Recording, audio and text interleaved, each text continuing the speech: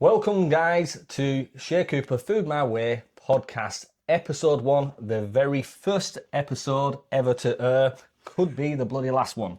And today, my guest is Dave Shorter. Why are you my guest, David? Because Shay and I went on a lovely adventure together in 2022 on the what show? My Kitchen Rules, MKR, here in Australia. Do we regret doing it? No, definitely not. I don't fucking know. But anyway. So we thought we need to do a bit of a podcast, a bit of a talk about MKR. Because we've not talked a lot about My Kitchen Rules. No. With outside people. Close people we have, but outside people we haven't, have we really? They've got no idea what we went through. Unless you've been on TV, you're frigging clueless. Yep. Because it really is not all what they say it is. No. And the lies they spin to us were utter bullshit. We're going to spill you some. And apparently it was all going to be about the food. Was it about the food? No, fuck no. No. But at the same time, guys, don't get us wrong, we had great fun on My Kitchen Rules, and Yeah. we might go back on it. Please. Yeah. Legends. Legends. Let's talk a bit, Dave, about how we actually got onto My Kitchen Rules and the process of that, because I remember it being an absolute pain in the ass. Yes. So we were having a Thirsty Thursday drink as usual. And you decided MKR was opening up for people to basically be on the show. We knew a good mate of ours in Perth who also told us to get our asses on So that that was Blake Proud, who's actually been on My Kitchen Rules as well before. He was in 2019, I think. Yes. That was the year that they actually got rid of the show, didn't they? Yeah, maybe it was. We're not saying it's Blake's fault. We know who it was for. But anyway. And then, so we decided to do the application form, and that was both of our partners, your house, on the laptop, pages. There was a lot of information required, which you can you sort of understand. Like, if you're going to get onto a TV show, No serial killers. oh, I don't know. There wasn't on our season. No. Not in our group, anyway. I think in group 1 there might have been a couple of serial killers. Yes. There's definitely a couple of people who like serial killers. But the actual process of it is actually quite long-winded. Tiring. So you've got the online application, which is just generally just the application just to show an interest. But even that talks. It's, like Dave says, it goes on forever. And you have to remember everything you put, because literally everything you put is normally bullcrap. Yes, so the whole process is very long-winded. And as Dave has said, there's a lot of information that you have to fill out on that initial interest, really. Why you're not a serial killer, pretty much. Why have you committed a crime? But how did some of the group 1 how did they get on the show? They lied. Because I'm sure 3 of them were serial killers. Eh? Yeah. So guys, if you've watched 2022, basically this is how it goes: is that you've got group 1, which we were in, and then you've got group 2, which we were in. Obviously, group 2 was a better group. Funny that. That's what we think. We were on it. But so you do the online interest form. Then once you submit that, you submit it with a little video. Actually, we couldn't we couldn't do it. We couldn't do the video because we couldn't upload it. It was too big. It was too big. The video was too big. We like to talk. Not the story of my life, but anyway. But I've now worked out how you can do that. You can use YouTube and then set it in YouTube privately and all that crap, and then send the link. People don't need to know this crap, do they? No. But anyway, we're educating them on YouTube. So Can't even think what happened next. So we basically we put our application in. Then we got an email back. And then we got an email back off a producer. You're going. She wasn't actually a producer. She was. She's a woman that looks after all the applicants. So she contacts us back, says, "Hey guys, so a few more things to do. Yeah, we need to have a little. Can I get on the phone with you? Can I have a bit of a chat?" She rings me up. We have a bit of a chat. She says whatever she says, can't even friggin' remember. And then basically after that, it was like, right, guys, the producers of the show, which there was about 3 or 4 of them, would like to jump on a video Zoom call with you. Yes, I come over to yours. You came over to mine. Yeah. And we did it in my kitchen area, and we were just us, Yeah, and they loved it. they did. Straight to the point. But you're still not on the show then. No. That is just a little bit of like an icebreaker. Like, yeah, okay, we sort of like you guys. We think you're a bit fat. But there's more to do. There's way more to do. Then they send a contractor down she does producing for ITV, I think. she there's a chef. He owns the that restaurant in Perth and one in Melbourne, that street food restaurant, that like Asian one. I can't think what it's called. Anyway, she comes down as a subcontractor for them, and then she does some recording. We have to do one of the dishes or two dishes. Two dishes in 15 minutes. In 15 minutes. It was like ready, steady, cook. Yeah. Yeah. But we practiced. Probably the only thing we ever practiced. Yeah. We got it down. The first time we didn't get it down on pat. Second time we got it way under. And then it stayed at that. Yeah, because that was it. So before she even came down, because we knew she was coming down, we actually came around here and we actually did several practices, didn't we? We wasted. We wanted to be on the show, so money wasn't. Yep, fuck it. Let's buy more food. And we kept practicing, and we passed hers.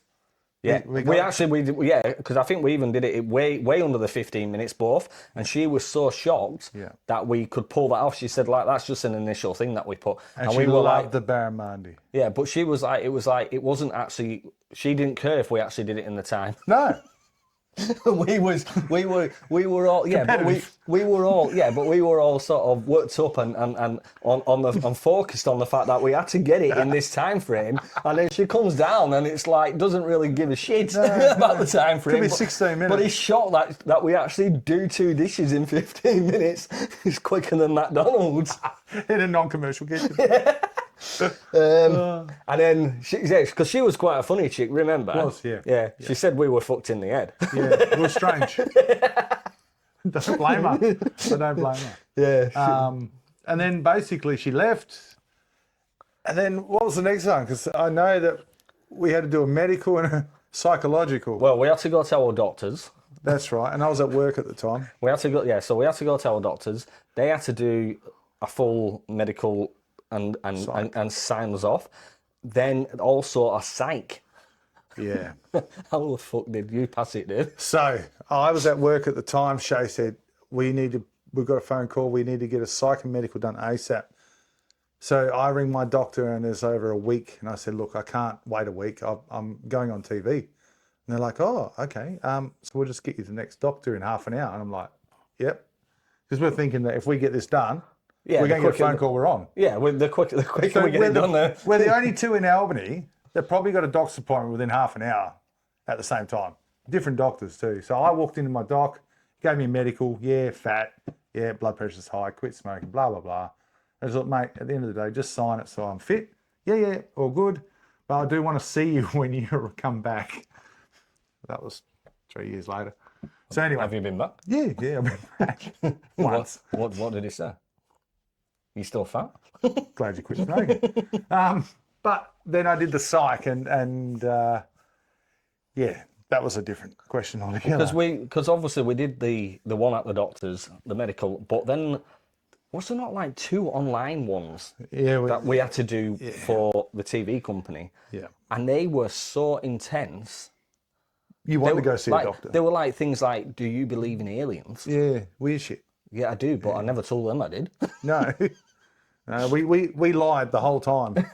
Like we never lie. How much do you drink? Oh, a couple of cans a week. No, I don't. But he knew we're all full of shit, and that's why I think we did that. And then basically that was the end of our psychomedical. Then, thank God. Then we submitted it. But how did we even pass that shit? We lied. Maybe we didn't, and that's why they let us on. Have you ever thought that? that actually we thought we were Maybe being, none of the other we were cast passed either. being cunning fuckers, and actually, you know what? The whole idea is like lying bastards, lying bastards, lying bastards. I only rang Shay half an hour and he gets a doctor's appointment within an hour and it's submitted in an hour and a half. That's full of shit. Surely. Like, yeah, getting a doctor's appointment in this town is a week, easy. Normally, unless You mentioned you're on a TV show, Channel 7. that's it, unless you know people. Knowing people. But what happened then after that? Um, Because we still didn't get the okay. no, so we didn't. No, we didn't. No, we didn't, then it was on me next. Yeah, it was on. Yeah. So yeah. it was about my dark past when because obviously you need criminal, what they call police clearance. Yeah, police clearance. That was the next thing. So I'm So I got mine. Mine was clear. Yours was very quick and easy, and mine took a little while for investigating. Have you been a naughty boy in the past? I was a naughty boy in the past, but you know I was open to telling the truth, and in case we were on the show, and then the media outlets that honestly not Channel 7 would say, "Oh look, there's that bad boy Dave. He did this and that," and you know, exactly. and then it goes over the top. And they'd rather you be honest. Just be honest, and then Channel 7 can help you out. Yeah. So I told him. Well, another 2 weeks later, I got a phone call from the Producer. head producer, Yeah. who we call a name. Daddy. Was it Daddy or was it Granddaddy? No, it was Daddy. No, It we was never Daddy. spoke to Granddaddy that often. No. Yeah, because he was too big for us. He was a blow-in. We only spoke to Daddy. We'll explain all this, shortly. So, and then he wanted to know my past. So I told him, and then I think 2 days later, I was good to go with that. Yeah, they were cool with it. Um, Because it wasn't terrible. no. No. And then you were at home, because I never got a phone call to tell me I was on the show. No, he cried like a But baby. Shay did. And I was at work. Shay got a phone call. You rang me straight away and said, Dave, we're on the show. Yeah. So I left work, come over, and we had a bevy. And we were like pretty excited, weren't we? Yeah. Because we had to have another. But the reason I think they rang me is because obviously I did a lot of the communication, and that was the main contact. You were throughout the whole show, yeah, really. like the main. Yeah, it was like a full-time fucking job that time. I finished. Well, that's why it's Shay, then Dave. Yeah. Yeah. They don't know what you're talking about. No, Shay and Dave. Do you want to explain that though? Shay and Dave. Was, So based one, when did that start? That started pre-film. So that's when they came down. but what do they the reason they do what? Let's give some explanation on. Well, Dave and Shay sound shit. So, no. They picked Shay and Dave. Reason is I'm on the left, And I'm always on the right. hence where we are today. And from there on, that was only because of pre-film. So we got on the show, then what, 2 weeks later? Something like that. We had to meet a bunch of cameraman, sound recording. What else did we have? Oh, the producer at the time. What was their name? I don't, Alex. Alex. Lovely Alex. She just got married recently. Did you know that? Yes. Hello, Alex, if you want listening. Yeah, you should be listening. Actually, the guy she's married is actually a producer. I bet it is. Can we do a show? Yeah. We need Mark II of them. So they came down to good old Albany, They did. and we had to wear a certain amount of clothing. That's right. We had to. No. See, that brings all the memories back. Right. Fuck. That brings like all the different. We had to send them More right? money. We had to go and buy more clothes because, especially because they were like, Shay, all your clothes are like black. I like wearing black. Yeah, no, you can't So have we black. need colour. Can you just go to Kmart if you want? Just go and buy some clothes. And no stripes. And we had to send a shite load of photos of the clothes we'd bought and what we're gonna wear. And this was so when these guys came down that you're talking about, they came down to do like it was for our intro video. So basically, just before when the show starts, and you've got our episode, and you have an intro video, and it's like, who are these, fat idiot guys? That's what they come down to record, and that was in March. Remember? Yes. So it was in March. So it was like the weather was changing. But we had to take all these frigging photos, buy all this clothing, and then literally we wore hardly any of it. I think I wore like two things. in the whole show at the start. Yeah. So they came down. So as you said, there was Alex, and then there was an audio guy. He was from Perth, contracted down, Yep. and then a camera guy. There's three of them, eh? Yeah, 23. Three and three. So we did some recording here. Obviously, some food recording. That took forever, which is actually So in this very old podcast room. yeah, but that was a bit where they were doing where we were talking about who we are and introducing ourselves. But they are on the phone to Sydney, to where the other producers are, and they're saying, no, the camera needs to be here and it needs to be moved here. And it took for frigging ever. I think in this room it took nearly 2 hours to film that intro. But that's not even the whole intro. No. That's just us That's just us chatting. talking, yeah. And then we've got the cook. We did the cook. It was a full day where we're cooking. Where we did it in 15 minutes. We did it in 15 minutes again. Yeah. And they were surprised at that and loved it all. Mm-hmm. And then we went to Felton's Farms. Yes. So Felton's Farms is a supplier that supplies me with some cayenne. Yeah, Daniel Felton, great guy. Some of the best produce that you can ever get Cheap. from Albany, Western Australia. Go and see Daniel. There's a bit of a plug for you, Daniel. Thank you. And his farm is not the driest. Well, no farms are dry, are they really? Not in Let's be honest. Well, yeah, not in most places, no. I come from the UK and it's normally muddy and shitty everywhere. No, this. So we go to do some recording. We have to walk through the chilies. Before we even get to the frigging chilies, they're driving their car. It was The wrong way. the wrong way, and they get it stuck. It gets stuck in the mud. It gets stuck in the mud, and It's like 2, 3 o'clock in the afternoon. We're still going to go and film other places. yeah, we're meant to go film somewhere else, which we'll talk about in a minute. But they get it stuck in the mud, and they are absolute. We're trying to push, and they're like, "No, we can't get you dirty. We can't get you dirty." I think we're dirty anyway. Well, and then that's an absolute fucking So we got them out. carry on and a half. Yeah, so we ended up getting them out. Yeah, they're in that hire car too, so I feel sorry for the hire company. And then we have to walk through the chilies, don't we? Which is cool. So they have a drone that's coming over. They have a guy recording, obviously, as well. And I was a chili eater at the time. This one was having fun with the producers. Well, yeah. well, Were you a no, chili? actually, no, I finished. I probably finished. Were you really a chili eater? Or were you really on that day? Do you remember what happened on that day? You made me eat that many chilies. Nah, you ate like literally two, mate. You ate two fucking cayenne, and you were burning your gob off, spitting it out everywhere. And Alex and the rest of the crew were laughing their heads off, going, I thought he was meant to, and they actually put that in the intro. Yeah. You choking up and nearly gagging. It actually looks good, And though. it wasn't even anything hot. No, it definitely wasn't hot. You plonker. But They set you up there, mate. they just kept making me eat chilies. But when we're walking through there and we've got the newest shoes on, Oh, that's right. and Yeah. the tracks, the tractor tracks where they take the tractor through is just wet from the ruts, pure wet. So I've got white shoes on, and they're now black. That's right. Yeah. Lucky we're hiding in the chili field because they would have seen that. But It's crazy, man.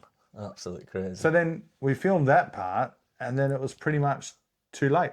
It was going nearly dark. So the idea was after that we were meant to go and Back to record at the Albany Hotel. That's right. And a walk down York Street. So was it not a Thursday or a Tuesday? It was Skimpy night. It was skimpy night. Imagine, We knew that.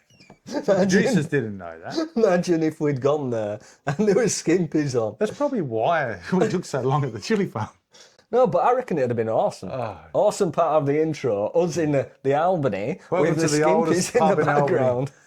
And you got skimpies. But I think the reason they chose the Albany Hotel, to be fair, was the because oldest. it's the oldest pub in Albany. They didn't do the research that they have skimpies on a certain night. That was fucking crazy. hell. So yeah, we didn't end up getting to film that. So then basically they went back, and then we got a phone call. I think we had to wait another 2-3 weeks. We got a phone call and we were actually going to get filmed quicker because The house. now we didn't get told this, but no, well, originally, yeah. So actually, that's another point as well. Is actually they were. I had to take so many photos and videos of this house that I live in, right, and the garage and all that, because that's where the instant restaurant ended up being. And then they were unsure. Then they lost them all. I had to do them all again. Do them again.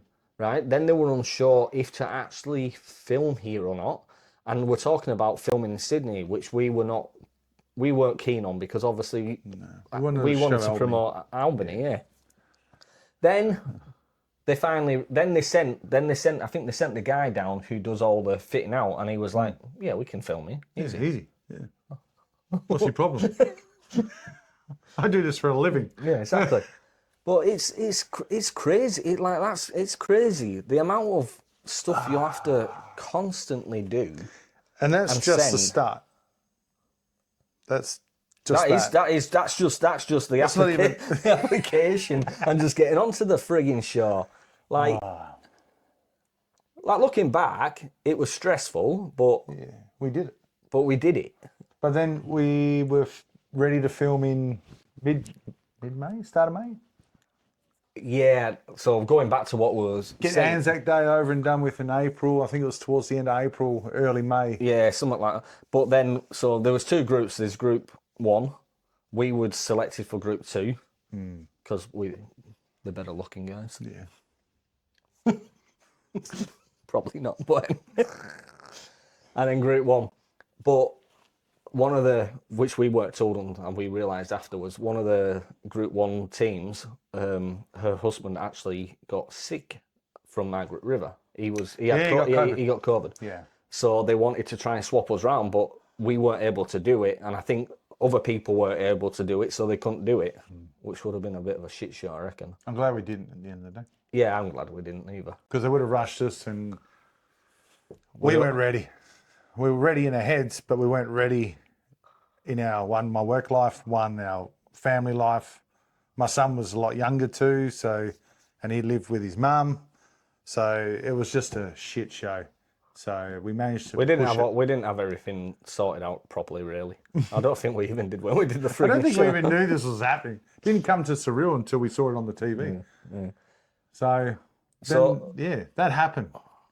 First day recording. First day of recording. So When did that build up? Oh, okay, no, it didn't. So that we didn't. I got COVID.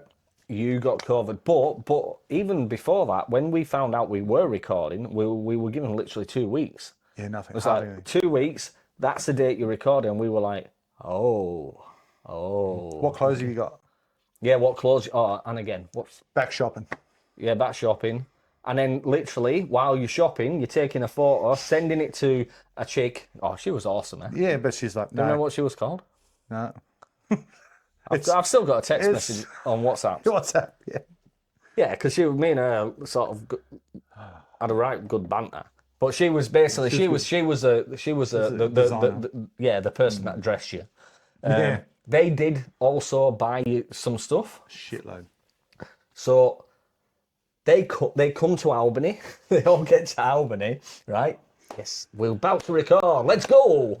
What happens, David? I'm not feeling well the next morning after we just did the Bloody Mary recipe. Finalised that. Yeah, we hadn't even practiced proper some of this shit. So I woke up and I did a test and it was 2 lines and I just went, Shay, I have to ring Shay. And Shay was pissed. He was just like, you fucked up. Like, we're not getting on the show.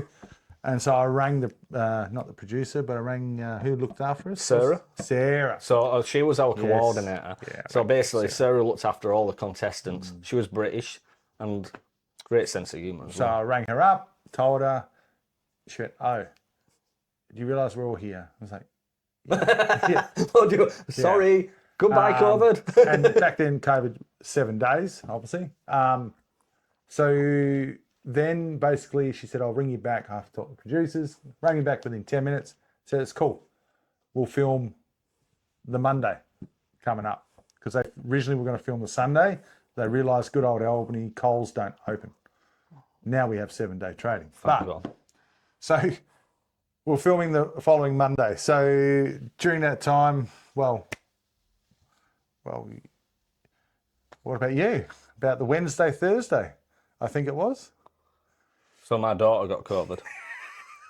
Now who's pissed, eh? Again. Yeah. So my daughter got COVID. Lucky enough, we found a solution. Yeah. And I said, and lucky enough, well, You got told to bug out. I had to bug out to a hotel straight away. I'm on the phone to his wife, and all I could hear is him packing bags. Like, Chocolate come out, shit. I'm going. Fucking, we're off. Bye, everybody. So I had to bug out. The family had to bug out of here, and they sent somewhere else. Lucky enough that my wife's boss was really generous and put them up, and was able to, had a big enough house to section my daughter who had COVID off. You get in there and stay in there. 7 days. 7 days. And then basically couldn't film for a week, but it meant I was in a hotel room on my own looking at Four walls. crap wallpaper Yeah, back in time. with crap food. He would order something off the menu every night just to try it and then review me, who's at home, rings me up. Dave, I'm having this. I said, oh, how is it? Yeah, shit. So I wait for the next review.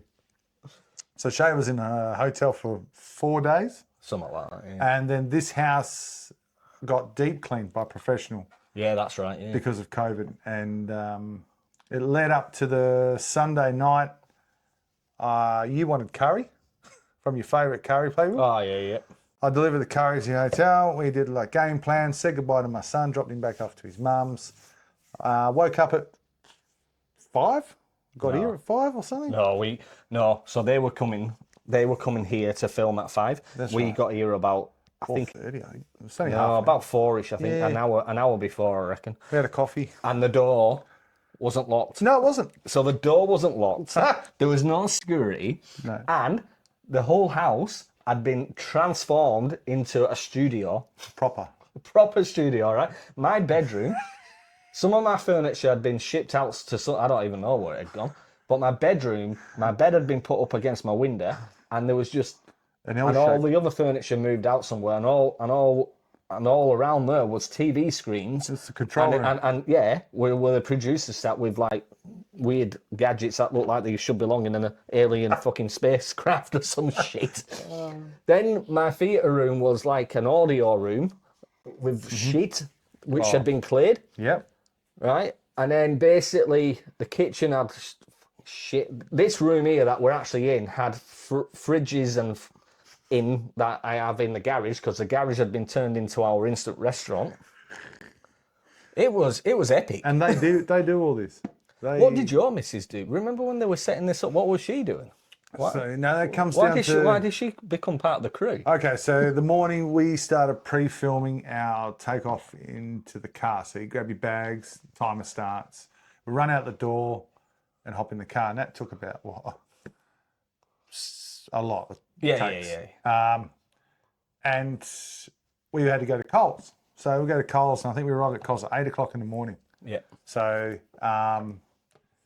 so while we were at Coles, my missus, we left something. We didn't have another bread board. That's right. So she had to grab a bread board.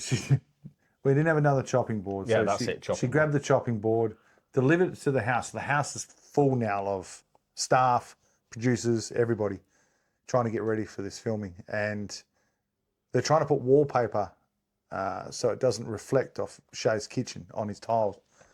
And they're sitting there cutting it with a Stanley knife. This is what my partner said. On your lovely floor. On my vinyl floor. Vinyl floor. And then they're like, oh, here's the chopping board, you know, blah, blah. And they're like, oh, can you give us a hand? And she's like, yeah, what do you want? And then I think it was actually putting those, we had the menus. Yeah, these. Yeah. So we had menus put in the bottles. That's right, yeah. So she was doing that. She was helping the guy do the tiles. Yeah. And any other loose work, like she didn't realise she was going to be put on set. And then she had to be out of here because we were coming home from shopping, but we also We stopped at numerous shops. We had breakfast or lunch out, didn't Yeah, I think we'll talk a bit more in depth about some of that. Really, is that obviously on that day we get here for 4 o'clock. They rock up at 5. I sort of expected, we'll sit down, have a coffee, have a chat about what's going to happen. we? No. No, that didn't fucking happen, did it? It was like, right, get your audio, go and get changed. I was like, where do you want me to get changed? My fucking bedroom's taken up. Just there, would nobody will look. I'm like, what the fuck? So straight down in front of them, literally. Like, let's just take your clothes off. Yeah, put that on. Okay, right, mic's on, audio on, and then basically, right, we're the fuck out of here. We were gone. And we were at Coles by 8, which was a good time because it was literally quite quiet. Yeah. And when we span around that, It's like taking, things off the shelf once, and then they're like, cut. Now, our menu, it wasn't outrageous, but say a curry, from scratch, especially the sauce, there's a lot involved. So you think of 15 to 20 items just in a sauce. We're taking that off the shelf, cut. Now put it back on the shelf. Now hold it, cut. That's done. and I was trying to shuck shit in the. Yeah, we're done. We're trying to run around Coles and try and get it done. But that didn't work. Yeah. No. And this happened to every single ingredient that's on our menu for the day. Was take it off the shelf, cut, put it back on, cut. And that's when our heads started going, this is how we have to do this. Yeah, this is ball ache. Because the quicker we know how to do this, the quicker we can get out of this shop. And we get everything That's done. after you having fun. Like you didn't care. He didn't care the whole show really. He just fucked around. But that was like I'm overdoing this 5 times. But then I didn't realise we're going to do it another 40 times again. Get to the checkout, and they've hired this young girl who actually works for Coles.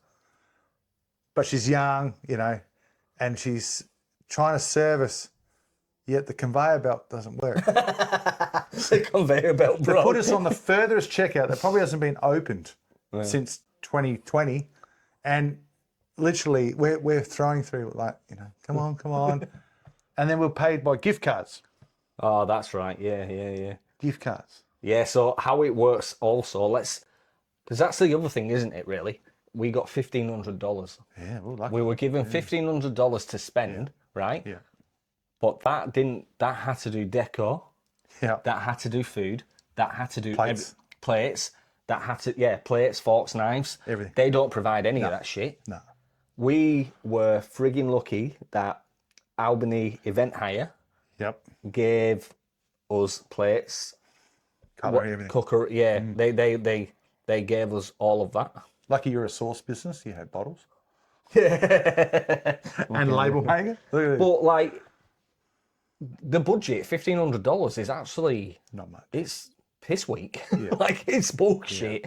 Because like the cost of fish and stuff that we spent on the barramundi and and prawns, and we had because we had the barramundi, then we had the tom yum soup which had like the fish and the prawns in it. Like it's expensive ingredients, man. Like, and the budget they give you. So if you go over that budget, you have to pay it out of your own pocket. Some of the contestants actually went Way over. $1,000 over Yeah. and paid that $1,000. Yeah, no. Not us. No. We're tired of fishes, are But seriously, though, it's bullshit, isn't it? Really. But the funny thing is because it's sponsored by Coles, and I know my Coles, Metro Coles will have it, but our Coles didn't have the one ingredient we needed, and that was kaffir lime. That's right. Yeah. So we had to go to an Asian superstore, and all we could get was dried, and we were pretty disappointed ourselves. Like, dried, damn, we want that nice green, fresh. Yeah. But we'll get back to that later because after the checkout, what happened? We had to go get alcohol for the Bloody Mary. Oh yeah. We left our trolley there. Yeah. We had to wait. So it's the store manager, and then there was the WA store branch Oh, manager. they brought the top dogs down. They brought the top dog down. This Albany Coles was the cleanest and stacked you've ever seen. Apparently, staff were pissed. Like they had to do more work than they should have done. But that place was A level. Yeah. Now it's not. It's just back to normal. But No, it's a clean store. It is a clean store, but it was cleaner. Yeah, but they'd made it look like the movies. Yeah, and then so that store manager had to go through our trolley, and they were replacing thinking that tomatoes. you might have stole something. They were picking up our tomatoes. There was a blemish on a tomato. Another punnet. So everything. That was a good 15, 20 minutes, and then it was pretty much load the car up, race home, which we pretended to do. We actually went out for lunch. No, and then we went to Great Southern Seafoods to get the barramundi. Good staff there. Yeah, great stuff. Like they've been on telly before, they were easy. Yeah, no, and it was actually it was a good it was good, nice and easy. And we cheated a bit though, didn't we? We did. What did we do, David? Well, they're already cut. We got them to fillet the fish. We even went out the back, watched them do it. Yeah, we were just like, I was like, can you fillet them as well? I was and like, they're this like, would save us what time. size would you like? Shay's like, I just need and I need them perfect, you know? These guys, like Shay has never, back then, didn't actually cook fish. I'd never cooked fish that much, no. So this is like a first, like we practice, but now you're cooking for how many people? But the reason I'd never cook fish, it's so expensive. It is. And like, you cook on a budget for a family, you try and do what you can afford. Obviously, for the show, I was like, well, we have to sort of all go out. But you have to do, so basically, there's, how many contestants? So you're cooking for 12, that's including menu. And an extra one for camera. And an extra one for a photo, which no one knows. So 13 serves. Yeah, 13 serves in total. Which we didn't know. Yeah. That 12 we knew. We didn't know about And 13. they don't tell you half of this information either. So lucky enough that we overbuy a little, because if you didn't, they're not giving you the information. Yeah. So also going like with menus and stuff, let's go back to menus a little. Let's talk about designing the menu. So designing the menu. That was a pre-start. That was a pre-start. Yeah. So as you do your application and going through all the process and all that crap, is that you've got to provide your menus. When we talk about menus, we're not talking about one menu. No. You have to do multiple dishes, multiple entrees, multiple mains, multiple desserts. And literally, like when we put on our application, we cook together all the time. We did. Absolute fucking lie. Yeah. It's absolute shit. We hardly cook together at all. So obviously Dave's working full time in his job. I'm doing my sauce business, but I've got a bit more time because I work from home more or less. But even doing them menus so you submit them in, and you have to do 5 mains, 5 entrees, 5 desserts, right? So you put in the 3, like say this entree and main and dessert. This is what I want together. Doesn't work like that. They pick what they want, which is absolute bullshit. I am gonna call it's bullshit. Literally, and it is bullshit because on our instant restaurant, in the end, we have tom yum soup, which is seafood, basically, right? Yeah. We have barramundi. Another seafood right? dish. Right, barramundi with sesame ginger rice and green Thai curry sauce. Mm-hmm. And then we have the watermelon. The watermelon. With controversial watermelon dish. Yeah. Well, did we do the pearl with that as well? Yeah. Yeah, we did the pearl. Yeah. So, but the fact of it is that nobody in their right mind is going to do 2 seafood courses. No. The entree isn't going to be... plus, we're chili guys. So we're chili guys. That's fine. We're cool. Dave was an actual chili eating competitor. Now I can't eat a fucking cayenne to save his life. Go jalapeno. But the fact of it is, so they put 2 seafoods on ours, and then they've whacked on the fact, obviously, we're chili guys, so everything has to be fucking spicy. It's got to have chili in everything. So, like it's bullshit, really. Like there's chili guys, and then there's... But they didn't. They could have done the chili stuff, but why did they need to do let's do seafood for entree and main? That's bollocks. Like, seriously, that is... We're probably the only team I've seen in MKO history that actually have 2 seafood dishes straight away. In our pre-show. Yeah. Like Yeah. instant restaurant. So basically, like we obviously like with the menu, that's what you have to do for the menus all the way through the show. Is 5 of each, frigging thing. And by the time of it, you're like, I can't even come up with shit. I'm done. Yeah, but you had no laptop when we were traveling. So you did everything by phone. Yeah, I did everything by phone. Everything by phone. Yeah. So even the next day, Shay is on the phone doing these recipes. Yeah. By phone. Yeah. And the thing is, what they didn't share, which if you've been following me personally, you'll know that I am gluten-free. I'm celiac, right? So what they didn't reveal until the end of the fucking show, and we got kicked out at the very end, is that everything was gluten-free. Not at the start.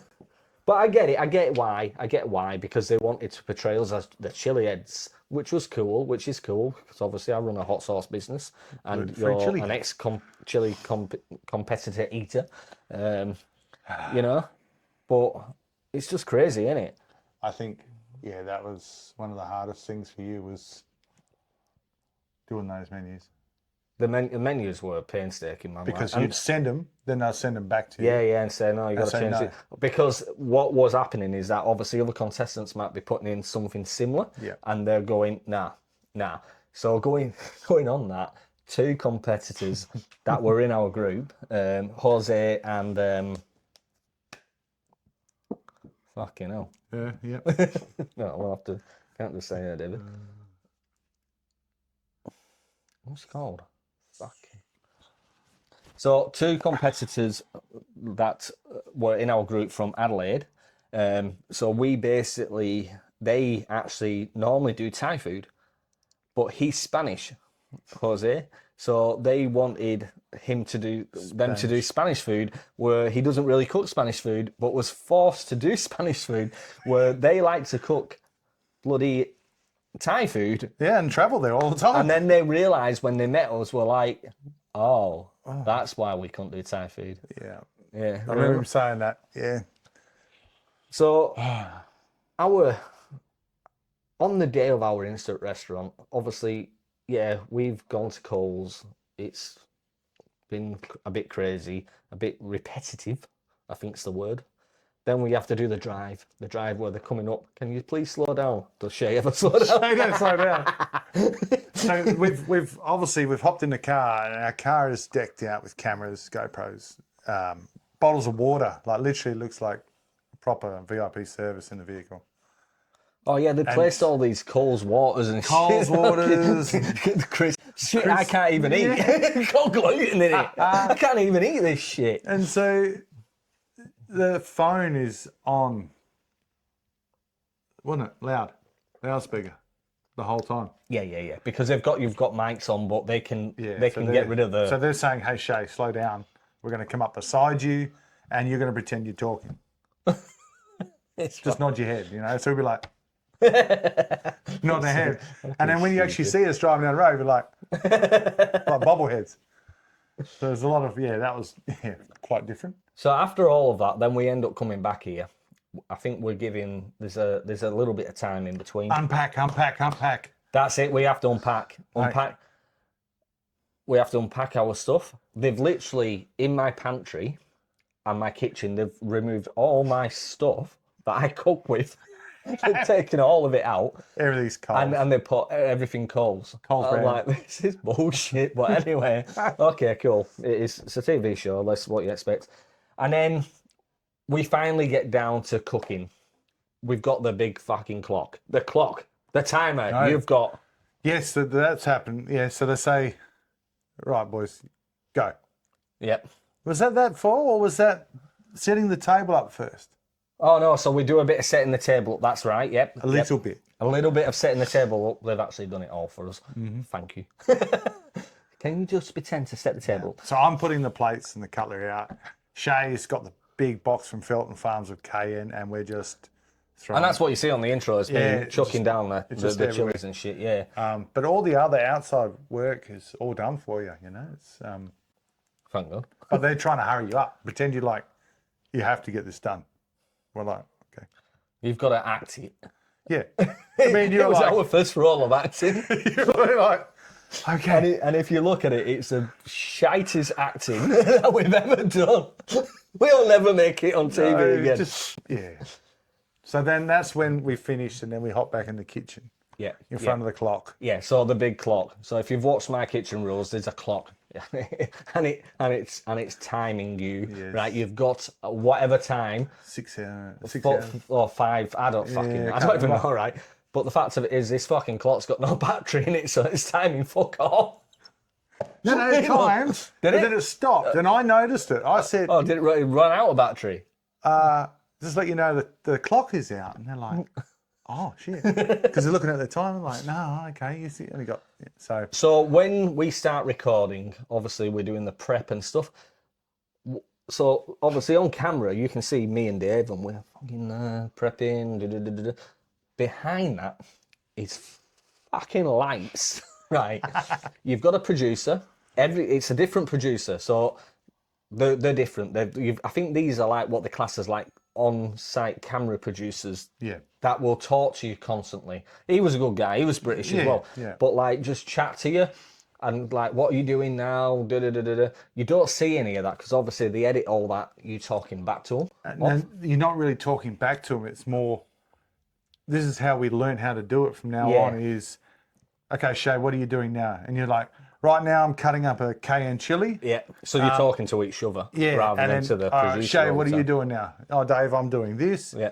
And it took us a while to grasp that. the idea of it, yeah. But once you get it, you sort of understand, right, okay, this is what these fuckers want. And you also want to get out. Like, you want to do it and get it done. But remember, though, when we're doing all of that, and the producer's like, you two get, because we're actually, we're doing all the prepping, cooking. And then, dishes as well. And then the dishes.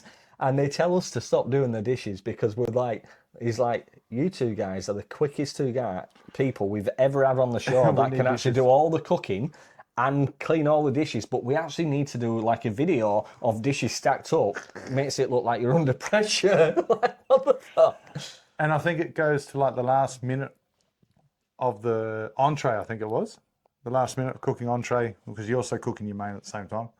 But your entree, 60, 59. And you're watching that timer go down, and they're going, producer, come on. That's right. So they're sort of faking it. And they're trying to hurry you up, like, but you know what? We're actually already fucking done. We're done. We're done on all of it. And they're like, are you guys going to get it done under the time? I think the only struggle was the entree where the prawns wanted to go back in the ocean.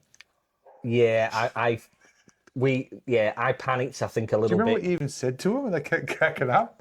Oh, look at these prawns. They want to go back to the sea. They don't want to get cooked.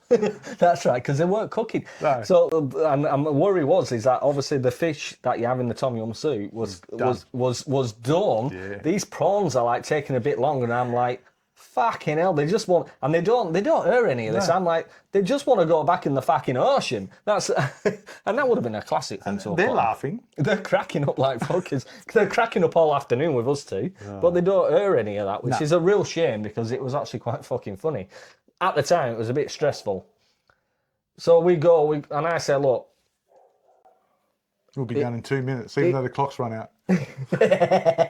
oh, that's it. Because if you've ever served for fucking like more than 6 people, like 10 people, and then you have to portion it all up and make it look really fucking good, it's actually, and especially when there's cameras all here, and you can't even walk this way around your cabinet where you'd normally, if you're in the kitchen at home, you'd walk around and you go, I'll do this bit here, and I'll do this bit, and they're like, Shay, you can't go around there. I'm like, oh, for fuck's sake! He's literally leaning over. It's breaking my back, and it makes the whole fucking job harder. But we pull it off, and then obviously that entree is then served at, basically we've been on the go from 4:30, 4 o'clock in the morning. What time do you reckon it was when we finished that? Entree was served at 7:30 at night. Right. At 7:30 at night. The contestants rock up at about 5:30, 6 o'clock at night, and they put into a little van thing or whatever, freezing, and it was cold. It was like, because it was air. Two of them were sitting in your car. Fucking hell. Keep you warm. I need to send the invoice. Well, your keys were given to them. Yeah, I bet they were. Oh. But so you serve entree, and then that's the first time Oh no, even before entree You got the door knock. with a fucking door knock. That's painful. So my house, they put a black sheet across so we can't see our front door. Yeah, from the kitchen. Yeah. There's so many fucking people in my house. I remember, right, going off topic a bit here, but going into my my spare room, and it's full of boxes and some of my shit of my house, and there's a guy... Sitting on a milk crate, wasn't he? Sitting on a milk crate with a laptop like this. I'm like, and he's doing audio or something. I'm like, you good, mate? He's like, yeah. I'm like, what the fuck? But, so door knock. Fucking the legendary door knock. Shay's the only one in history that actually did a police knock because yeah. they were over him. Shay. We'll This talk, is Shay. We'll talk about my door knock shortly. But the door knock. So they come up and they knock. And they've knocked several times, but we don't answer the door at all because we're not allowed to fucking even see them. This is only the first bit of filming. Yeah. Going to the door. Yeah. And then we're able to open the door and go, oh, Pretend we didn't know him. And then act like we're like, yeah. meanwhile, We've opened the door 6 times. yeah, and got kissed about 6 times. We got lipstick on it. I think Dave's only just got over COVID. Might have it again. literally a day after. What did you think of them when we first opened the door? The contestants. I don't know. I think I was still on adrenaline. So I'm on adrenaline from being up early, cooking on a camera, to people telling me to hurry up, including yourself. Run, you fat bastard, with the shopping. Then we nearly finished the entree, but then you hear this knock, and all I thought of was, I've got, how many people? 12? No, 10 people. 10 contestants I don't know of. Yeah. I've got 2 that I've seen on TV. And I'm like, oh shit, this is actually real. Like, I'm now not looking through a TV screen. I'm actually opening the door. Because see, this is the bit I find strange as well. So our outfits we had to buy for our instant restaurant. Yeah. Right? So they do this on purpose. So they make us look like scruffy bastards, right? We have no makeup on, thank fuck, because I don't do makeup anyway, right? But they don't care. They want you to look stressed and ragged as fuck. And all the other contestants are all beautified, dulled. We're wearing a couple of chili shirts that look like they've been in the sweat. That's right. Because our designer, when she was like, oh, what about chili shirts? I'm like, it just depends, mate. Like, I don't want to look like a dick. I think we looked all right. We did. We just looked like Tweedledum and Tweedle fucking D in the end. But when we opened the door, I will admit that I was a bit like, I'm not sure I'm going to take these people.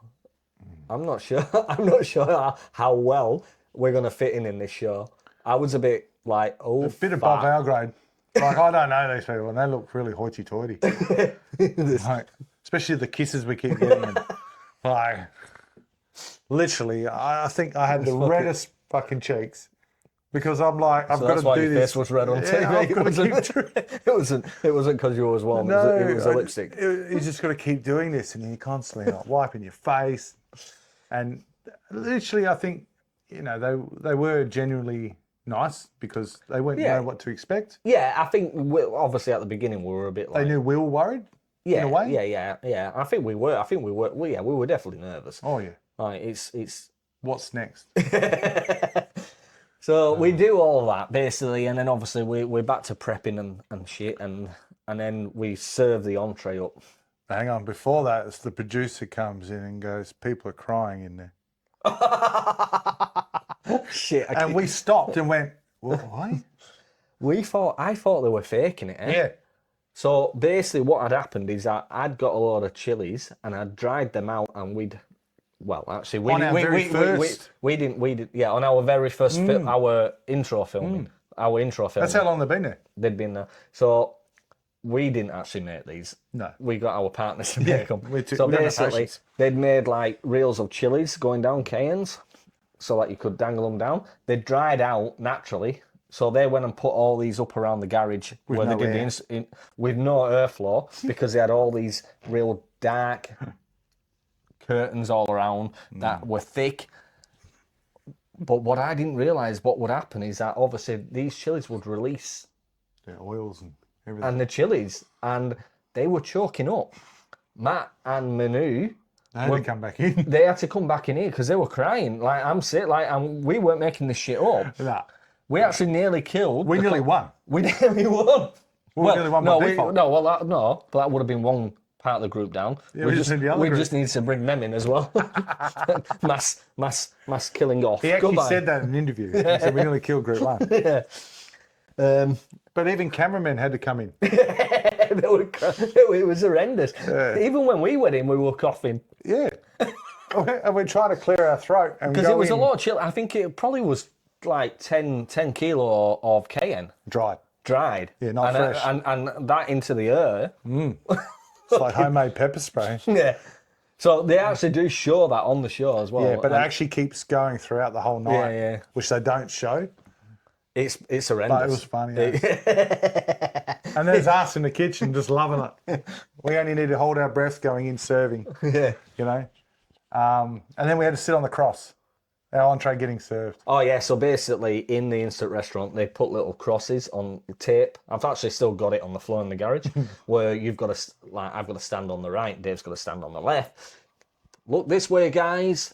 And you're literally like, even entree, you're pretty fucking fucked. You've got the lights and you've got the cameras and you've got all these new people you don't fucking know. They're going to now give a verdict on what your food, well, you serve your food and then a verdict of what your food tastes like. Not the contestants so much, but just the judges. Yeah. No, actually, they don't do it. That's all I end it. But you got to serve it, and then you got to retake that again. Do a picture of both serving it to serving it? Manu and Matt. Yeah, that's right. Yeah. Oh, man. And then That's just entree. yeah, so main was served at 10:30 ish. It was about 10:30. It was late because in between that, crew and contestants A break. have to have breaks. Not that we had some lunch, but we'd done fuck all. They brought us some cool paella. Meanwhile, as we knew when we arrived, there's a food truck out the front, Yeah, that's right. Yeah.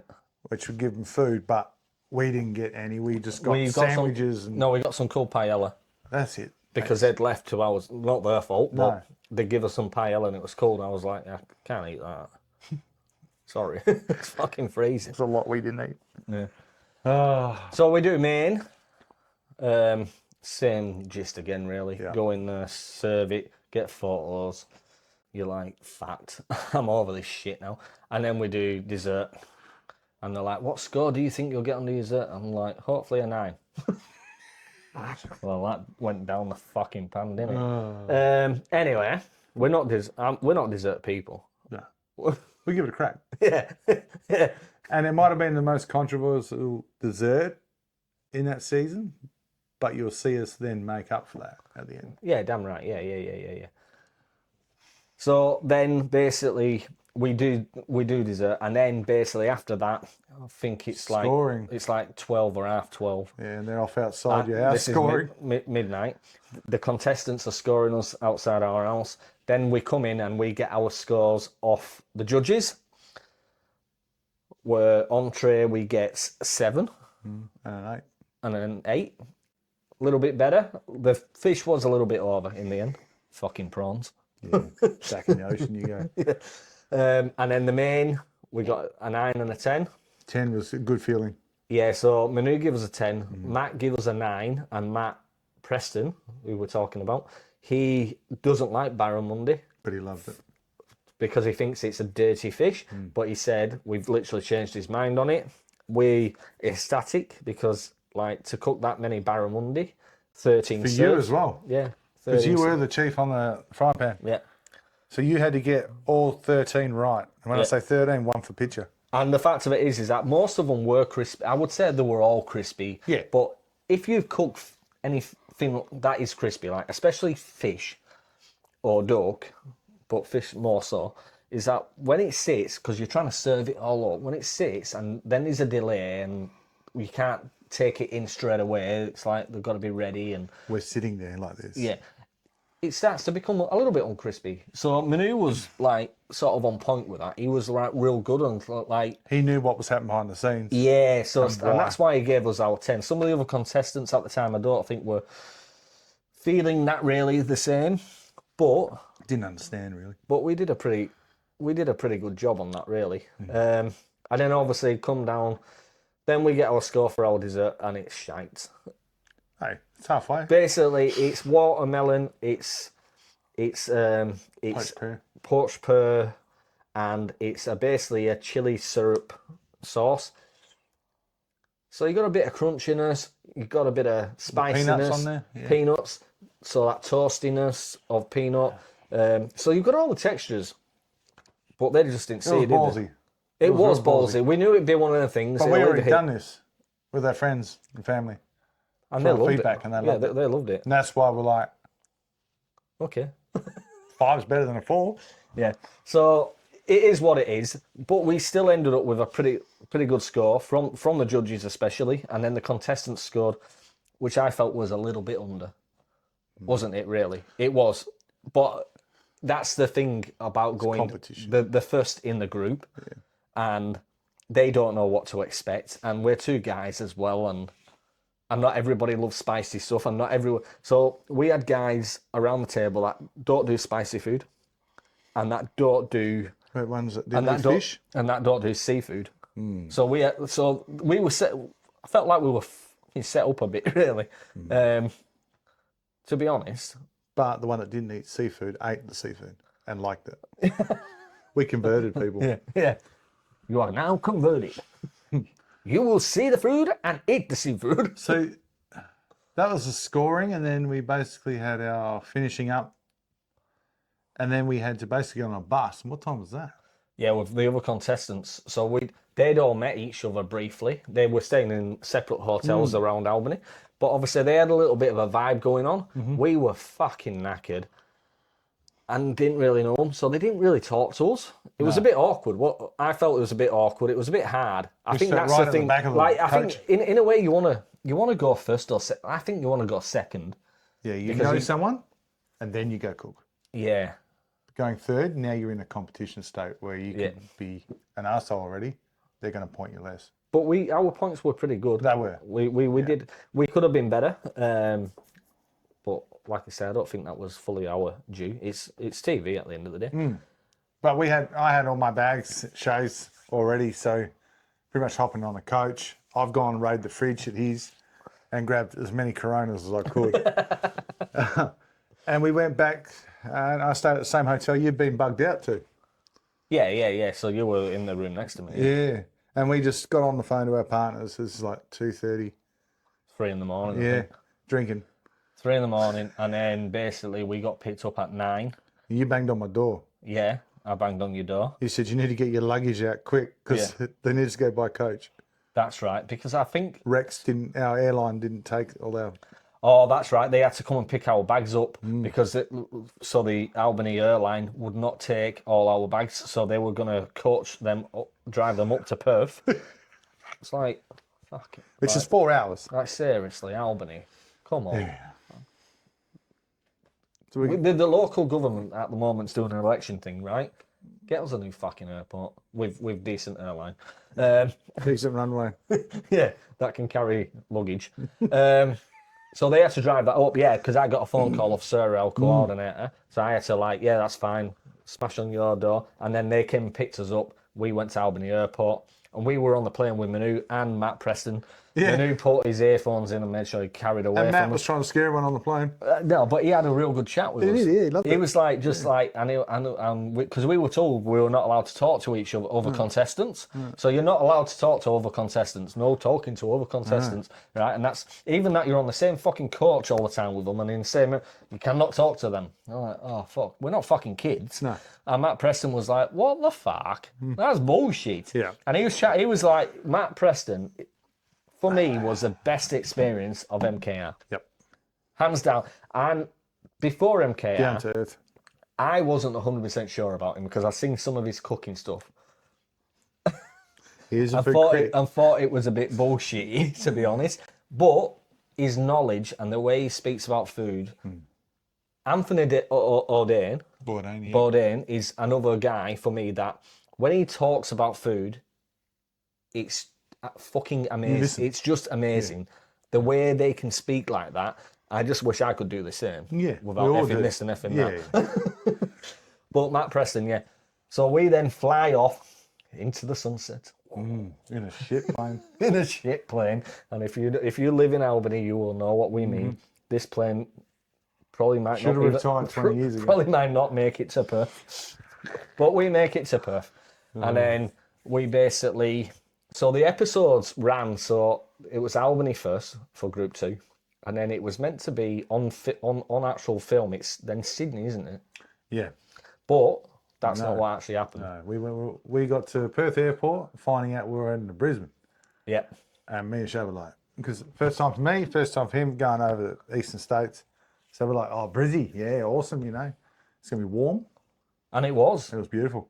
Yeah, it was warm. But we had to hurry. So they're trying to hurry the transition up to get everybody over because we're already a week. But remember that behind we schedule. get there, then we have to wake up at, because our luggage is being delivered. Yeah, at but we something still in the went to clock. bed late, I think. And then we woke up again at 1 o'clock in the morning for our luggage to be arrived. Yeah, that's right. She rang the us and hotel. said, "Oh, you've got to get up, boys. You need to come collect your luggage." This is us two that have only had 3 hours sleep. Yeah, it's ridiculous. And then, yeah, we're flying over with no sleep because we've already been drinking. That's the first thing we did when we got to our Perth airport was beering. Well, we have to have a Beers. beer.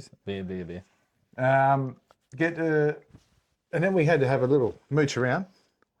So that's what you do. And we were staying at the Gabba, so Wollongabba. Nice hotel. Yeah. Then, yeah, 1 o'clock, luggage arrived. So literally we're now having fuck all sleep. And did we go to filming the next day? Or we did interview next day? Oh, No, we went filming. So here's the story about filming. I think we get part of the day off the day after, that because morning. we could have go to the cafe and have something Yeah. out, and we could eat outside of the cafe and it was warm. But we go to filming. So you're given like a taxi card. Yeah, I forgot what Charge card. card. Yeah. Cab Right? card, something. Cab card, whatever. Yeah. So basically it means you can ride a cab and it just. And someone that we don't know puts money on it. We just can't use it. So we're told to go. We're told to go to. Are we given 2 addresses or something? Anyway, there's a cock up. Oh no! Before that, actually, we get a day off. We get a day off because we have to go meet. Oh, go shopping. That was the most fucked up shopping trip. So we have to go into the middle of Brisbane CBD In the fancy ass place. in the fancy ass place. Security are at the front of Dave's shops, got his mate. Crocs and his shorts on. Crocs. Right. And we have to go meet this chick, I don't know what Hillary or fuck it, I can't remember what she's called. But anyway, She's yeah. we will put this up on camera. What her name? Oh my God. Anyway, and she's quite well to do, isn't she? Yeah, she is. But she's not got nothing. Here. she's got no sense of humour. So she's taken us through these posh shops and all the rest of it, and we're just cracking up, and she's not liking it. She's not liking us Look at at all. Calvin Klein jackets for like $6,000. Like, So anyway, that's where they end up spending. They probably spend $2,000 each probably on, like- yeah, me. on suit jackets and shit. they had to take me shopping because the clothes they delivered to my house while I had COVID was a guess of my weight. So I was a big boy. So I think 3 or 4 items worked for me, but they said, we're going to have to take you shopping because he missed out too on shopping. He only got a certain amount of clothes. And so they brought us more clothes. Jackets. We had 2 jackets. Yeah. I think that was for further down the line of recording as well. Shirts. But she just did not look. Don't get us wrong if you're watching. We love you really, but she didn't really crack like. And you know, like us when we're together. Yeah. And you're out of your comfort zone. You're taking us to places where like we've never been to Brisbane anyway, but to shops that we've never really walked in. Fortitude Valley. That's what it's called. Which Fortitude Valley is for the rich of Brisbane. Well, we're not rich. No, We're still not rich. but we found a pub Oh yeah, because we could afford that one. we did find a pub there. But yeah, it was just, and that's right. What's her name took us on a. Remember, she said she'll take us to Fortitude Valley because she knows the shopping centre that the lady's going to meet us at. Oh, you mean And Catherine? Catherine. And we Yeah, walked so into the she's one of the shop. contestants. Yeah. And we walked up and down this shop thinking we're going to find us, but it wasn't even in that shop. No. She took us to some other shop. No, so we end up meeting that We're late. clothing designer, and we met her, and she was like stroppy as fuck, taking us around, try this on, try Do I this have on. to do this kind of thing? Yeah. Yeah. But anyway, going back to the recording day. So we are meant to be. We get a taxi and we're on our way and we're meant to be going to a hotel to get in to go to costume to get changed and makeup and all that shit. Yeah, right. We've got a list. Yeah, and we pointed to the taxi guy. This one here. It's the wrong fucking one. We pointed to the actual next restaurant. Yeah. So he took us. It was about half And an hour. I'm saying, Dave, this doesn't feel right. I'm sure this is meant to be quicker. He was like, no. So we literally about to pull round the corner to where the contestant's house is. So this is a film cruiser everywhere outside. So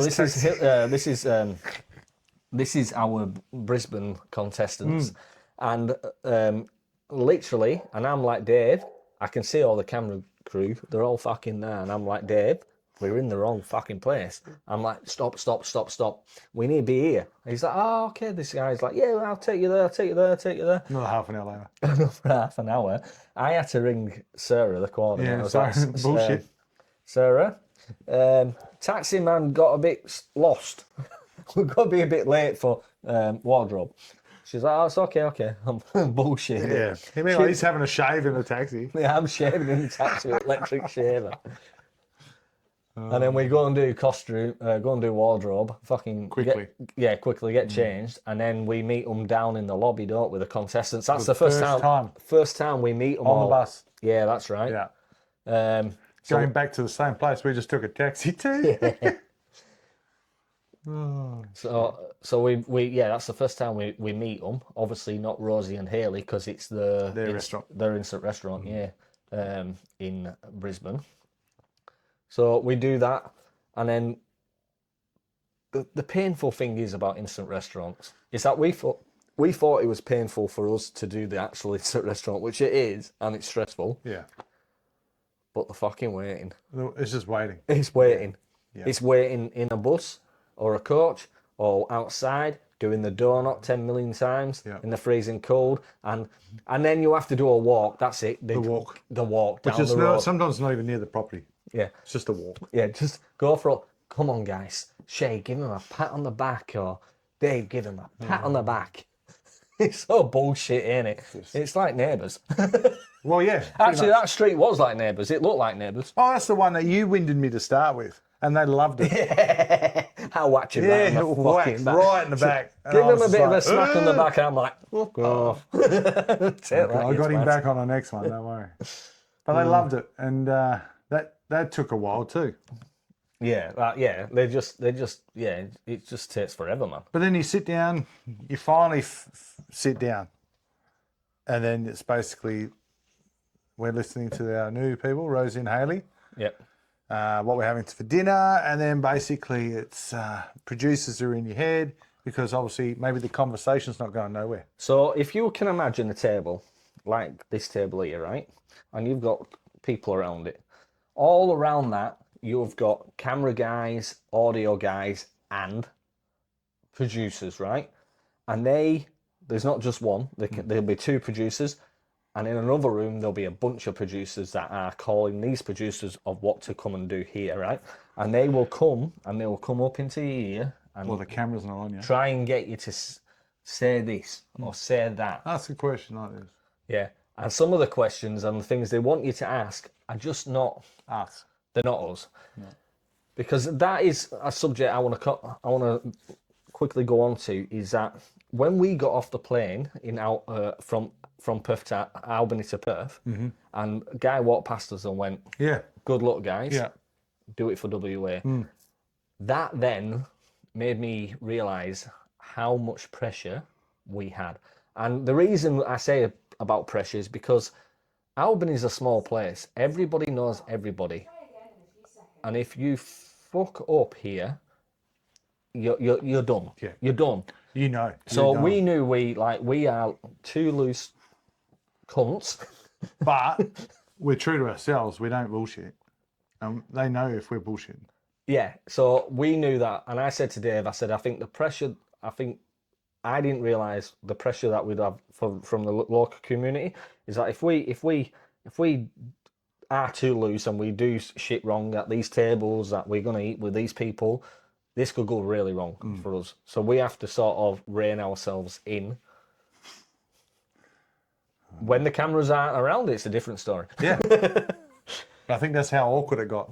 Yeah. Is we want to be like us, but we're trying to set a good example. But remember being around Rosie and Haley's table that night. There was It's fucking weird. what's the word? It was tense. It was towards us. Yeah, a because little. we have got our highest score. Yeah, So now we're walking in, the stress on them now. yeah, So, but we're copying our last night's restaurant of your watermelon dish. yeah. That was like the first one. And I'm like, hey, you're allowed to have your opinion. Yeah. We don't need to get angry about it. Yeah, Like, yeah. We haven't tried your food. So basically, Rosie and Haley, they are Italian, Yeah, right?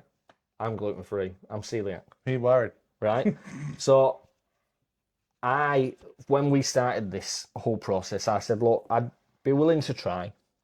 I've got to be careful for my health, yeah, because it can hurt me. It can hurt me real bad, like. But I'm willing to sort of try a little. So, and that's what I did at first. I tried a little, and then on the next instant restaurant, I got slated by 2 contestants, Because you were trying a little bit. and who then were, I think, trying to. Manipulate other people as well. Yeah, which was absolute crap. Yeah. Like, to be honest, which was it was a bit devastating, really, because we signed up for this show not to be bullshit, and then here comes the bullshit. Yeah. But then most people will go, well, you're on a reality TV program. You should Exactly, you know. No, they kept saying My Kitchen Rules coming back. All the bullshit's gone. It's just cooking. No, it's still the same. No, it's. I wouldn't say it's as bad as what we've seen in the past. But they want the viewers. They want the viewers. Yeah. So me and to be honest, like I think after our instant restaurant, we were a bit quiet. We were a little bit more behaved. And they didn't show us as much on camera because we were more behaved, because we knew that we had Albany to look after. Yeah. And we didn't need that bullshit, really. But moving forward to the 3rd instant restaurant. So the instant restaurant at Sydney, Catherine and Sophie's instant restaurant. All I can say is I went back in time. I felt like I was in a museum. That's right, because it was hosted at Catherine's house there. And her husband was an artist. Yeah, and he's British. I keep mentioning these British people. Yeah, everywhere. Wonder why. Fucking bombs. That house was spectacular. Beautiful house. You would hate to be clumsy in that house. Yeah. You would break something quickly. Remember the one art piece on the wall? Do you remember that art piece on the wall? It was the best one out of all of them. Is that the one that freaked everyone out? It was a vagina. Hopefully it wasn't Catherine's. Oh, how dare they? Anyway. Oh, shit. Well, it was artistic. Yeah, definitely artistic. Yeah, it was a vagina. Yeah. It was actually pretty cool. Oh, no. Catherine, your husband's vagina is pretty cool. X-Men. It was a piece of abalone, but anyway. Yeah. No, it was actually a vagina. Yeah, okay. It actually said totally forgot. it actually said about it being a vagina. This is for the real. same place that we walked in and we got told to go to the kitchen. That's right. Yeah. So they were going to do a segment on us, right? Yeah. And they said, "Oh, well, you two guys, we want you to go into the kitchen while they're freaking out. cooking." While they're cooking, I'm like, "What the fuck?" We can't do that. I went, "That's not." I said, "I don't mean to be funny with you guys. That's not on. Like this is not what you've sold us the show about, the relaunch of My Kitchen Rules, and now you want us to go into the fucking kitchen while they're cooking and look like a bright pair of dickheads." And the Channel 7 boss that was in charge of making sure it all went well with ITV was Said there. no. She went, no, don't be silly. No. She wouldn't allow it to happen. But it wasn't. I don't think it was actually the kitchen. They were going to take us through to an art room Which would have been cool because we would have been funny. Because they had a secret room, They had a secret which room. Manu and Matt were actually in, waiting. No, but at the back of the kitchen they had a room, I think, where he had an art room there. Now that would have been if that segment us reviewing the artwork. More vaginas. How many vaginas can you fit on one wall? Maybe it might have been a room full of dicks. You'd fucking loved it. You'd have well loved it. Every sausage possible for you, Dave. The sausage wall. But anyway, to be fair on them, the food. food was absolutely amazing. It was good. It was real good. And you wonder why they got the high points. Because, and I reckon their points were very fair Yeah. for everybody. Yeah, I think that's probably where they were. And that was the pointed moment first. we were like, oh, we're going to have to cook again. Yeah. Which we already expected that. Yeah. But to be fair, they had cooked together for a long time, and why was that? Yeah, it's because What was revealed of who they are? And we found out that when we were going from their house, we went to the airport the next day or where it was, and we Googled it while we were waiting. And I said, and other "There's people something." Googled it. Yeah, and it was they were on Shark Tank. They were on Shark Tank because they're dinner ladies.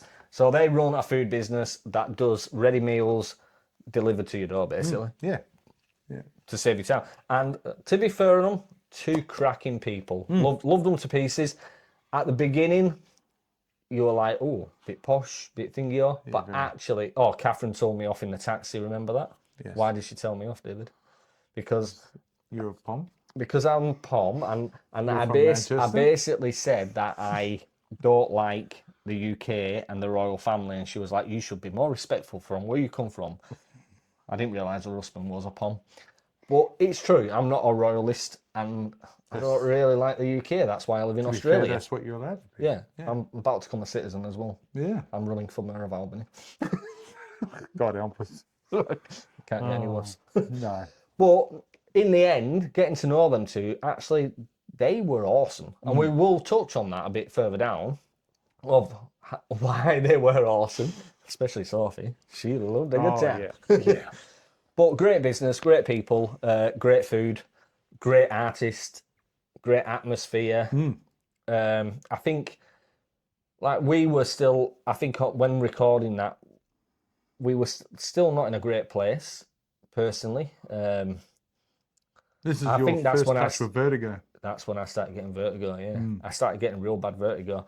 And I remember being in the instant restaurant and nearly wanting to pass out.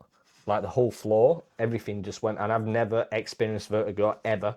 Now, cheers, Channel 9. I get it all the fucking time. Oh, we want to go to Channel 9. We're trying to move over. We're moving over. Yeah. But on a serious note, I still get it. And I think it was a combination of planes, hotels, lifts, and just that, just constant move, up, just down, farts. everywhere, absolutely, up steps, down steps, elevators. But it was a great night. Now, something I have remembered about Jose and Nikki's instant restaurant, some of their shit went missing. They did. They went shopping. And a certain ingredient, which we didn't find out until we all went back to the hotel, and Nikki was fuming. We were not supposed to talk. We were starting to get on with people, weren't we? We were starting to actually make some real life connections. And I think the penny dropped that this is not just a cooking show. This is bullshit. So they lost. I can't remember what they lost. What did they lose? They kept asking it throughout the whole time they were filming. It was important, but they never found it. The ingredient. No, and they knew they bought it.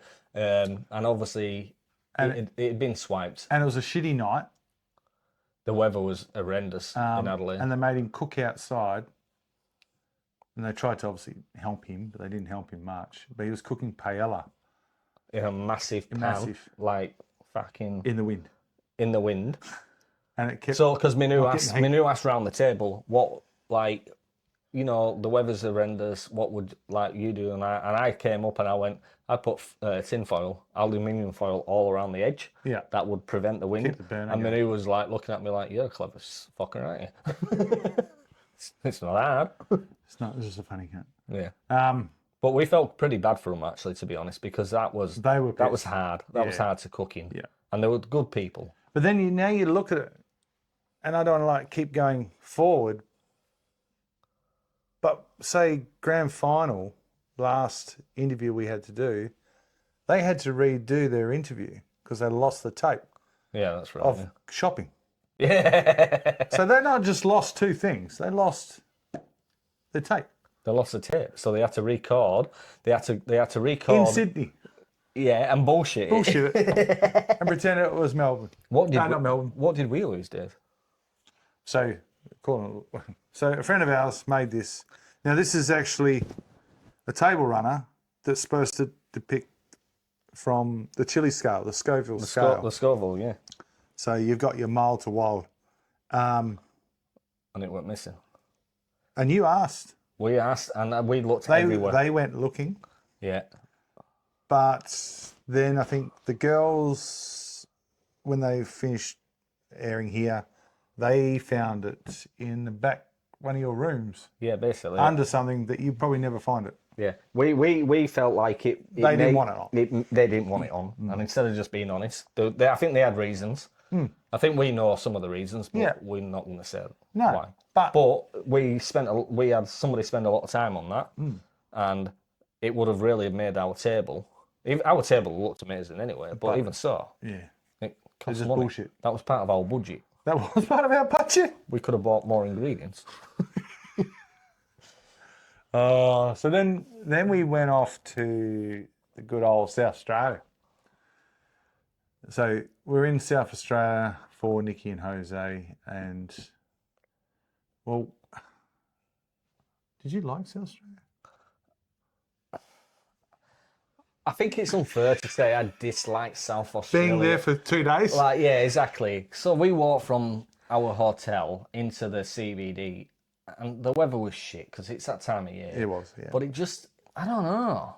It's- Maybe that's what Adelaide's not. I don't know. Does Maybe, Adelaide even buzz? That's what I want to know. like, it didn't seem that big, the CBD. No. It's- But what did we found a fucking amazing restaurant.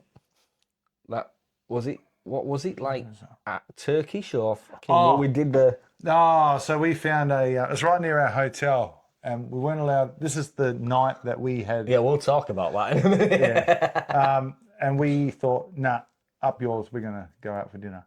And we just went down the road and we found a Nepalese restaurant. That's right, yeah. And I said, Shay, you ever tried Nepalese food? He's like, not really. So we sat down, had a good feed. And then the owner / chef came out with the, what do you call Big it? fucking Thing. thing. Where they call each other across the, mountaintops. Yeah, Big horn. Big horn instrument thing. Teaching Shay how to put his lips around it. Yeah, I was He good did at it. well. He's got Yeah, a I did video on that fucking well. too. And obviously the charm things, yeah. And it was, what do you call that? It's like a Theatre. theatre. Yeah, it was fucking cool. The food wasn't bad neither. No, sure, it was good. You had the Wasn't curry. many people in, No. but it was a cool. It was like and family run, like cool as fuck. Yeah. Yeah, that was a great find. So, like, let's talk about what we were just about to talk about. So basically, there'd been some upset within the camp. So there'd been some issues between contestants, yeah. Well, contestants were being with other contestants. Yeah, when you weren't meant to be. So that had got out to the producers, and basically, when we were all staying in, all the contestants in Adelaide were staying in this one hotel. I think that happened in all the hotels. Just producers stayed in different places. Thank God. Yeah, thank God. Don't want to see Daddy. So, Daddy. Sorry, Daddy. So basically, Daddy came round, who was a producer. We called him Daddy because he acted. He was one of the head producers. Yeah, and he acted a little bit like a daddy, didn't he? Like looking after looking after his children and his flock. Making sure they're on the bus at the right time. Yeah. So he'd gone round to all the contestants, said, "This can't happen." Come to us, we were like, lads, we know it's not you. You're not doing anything wrong, but you're not allowed to go out. Can't see the contestants. You're not allowed to talk to the other contestants. You're not allowed to do this. And I think that's when we called him Daddy, because it was like, fucking hell, we've got rules here. This is like fucking having a daddy. Ah. Anyway, he fucks off. Our window of our hotel looks down to where his car is. We see him going off. It's absolutely pissing it down with rain. It's torrential. We see Daddy leave. Ooh, Oh, fuck, Daddy. fuck Daddy. This is the now. We are Shay and Dave. we are fucking going out, right? So we leg it down the stairs. Well, I think we use a lift actually because we're lazy fat fucks. Yeah, of course. We use a lift. Then we leg it as best as we could with our fucking hood in our bellies. And we're like, right, okay, so we researched, let's go to this pub. And Adelaide's full of a lot of ponds. So it's really like, there's a lot. So we found what's classed as a British pub. Can't remember what this pub was. We go to this pub. It is fucking dead. Good shit. It is shit. One beer. We are there going, what the fuck have we come here for? It is absolutely crud. So we're like, okay, right, get on the app again. Another pub. Another pub.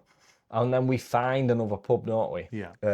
Becomes our home for the next 2 Was days. it the White Lion? White Line. Which is near our hotel. We've literally Run past it. run past it. That's how quick we were. Fucking miles away to this other crud pub that had no fucker in it. Anyway, we gets on with the bar manager there. He's giving us free shots. We're doing free shots, having a whale of a time. 4 of the other contestants had been in just before us. Yes. And he'd verified that. Yeah. So everybody's a fuck daddy. Everybody was like, fuck you, daddy. We out of here. We're all 18 plus, you know. Oh, that was not a bad night, eh? He was a great guy. He was About to have his missus about to have a baby. That's so right, yeah. He gave us a lot of free alcohol, let us try a lot of free stuff, and then I gave him one of our $100 Coles vouchers. Yeah, that's right, because we got given extra Coles vouchers that So I were was for like, buying shit. Yeah, mate, you take that, you know.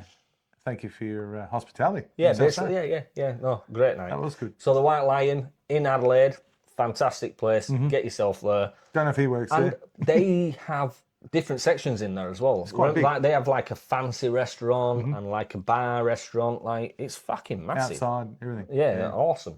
It'd be buzzing in summer, that place. So after there, We're off to Melbourne. so we're off to Melbourne, eh?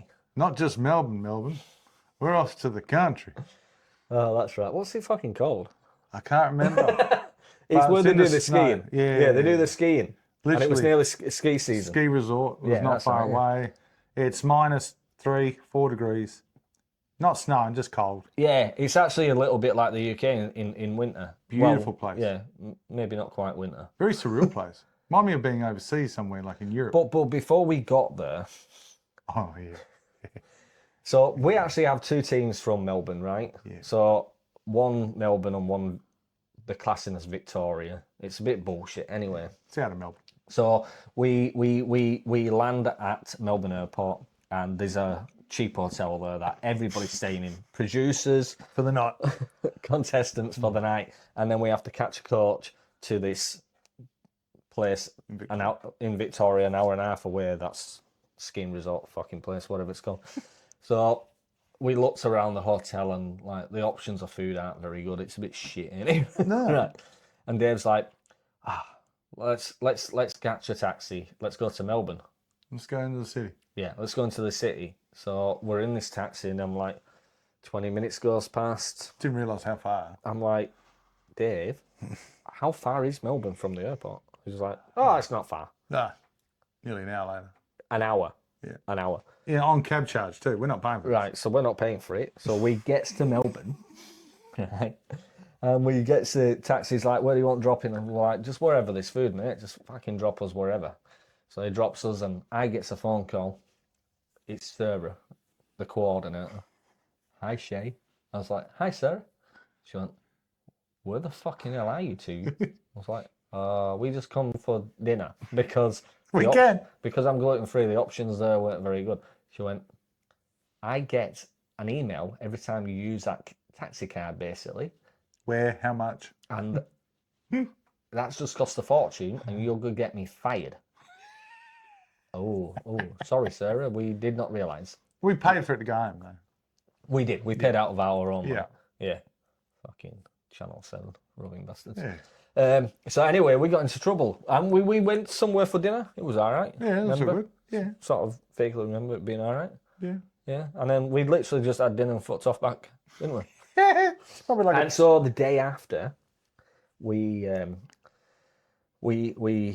oh that's it. We have to do the coach over to the thingy. It's fucking freezing. hang on. While we're at the reception waiting to get on the bus, you're on the free internet and you've uploaded your page or your videos of you cooking. Uh-huh. Yeah, on YouTube. Was it not on YouTube, on Facebook or something? I don't know. No, I did. Oh, you I did? put Demonic Days videos on there Ah, right, yeah. and just left it and walked out. Oh, you've loaded them up on. But I couldn't believe, like, this hotel, the most shittiest hotel in the middle of nowhere, offers you free water.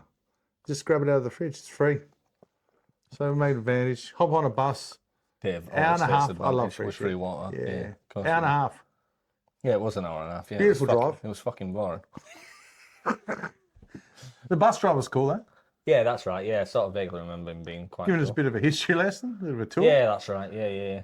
And then we went to Wardrobe. We went to Wardrobe, and Wardrobe was quite a fancy place. Remember? Mm-hmm. That's quite nice and stuff. And then where it was filmed, because that was Matt and Katie's instant restaurant. But this is where Daddy now knows you very well, and me. This is where our lady our coordinator loves us and knows what we're like. Sarah. But we just checked in, right, at the new hotel, motel. Oh yeah, Peppers. Lovely spot. But we had 15 minutes to pack. Oh, before we What did we do, Shay? So basically they had a calf, didn't they?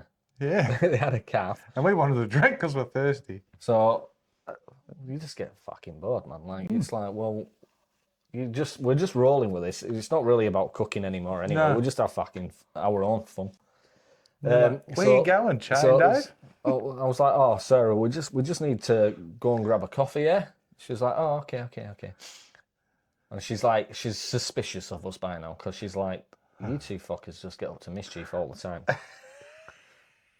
And we've already done some other shit, which I'll tell. We bought a beer in this place and we downed it in seconds and walked out. They had the thingy on. What's it, molded wine? Yeah, mulled wine. Mulled wine. And Matt Preston's in there.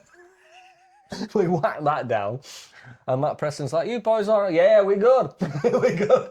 We were like, because we know how long of recording or waiting around we had to do, and it was gonna be like you literally bored shit. Let alone even hungry. When you're hungry, yeah, because there's no food. there's no food. They've got some food on set, but For you you, don't. it sucked, I reckon, for food van wise. Yeah, because even when they did have food on and they give you gluten-free options, they were shit. worse. They were fucking terrible. They were. You gluten-free guys producing for TV companies, you need to up your game because you're shit. Yeah, I'd hate to see a gluten-free TV show getting offered food. Right. Fucking, it was diabolical. So we do that, and then she's like, Where's your coffee, lads? "So where's your coffee?" Oh, drink it. So we just downed them, Sarah. She's looking at us, going, "You lying bastards! You're fucking up to shit again."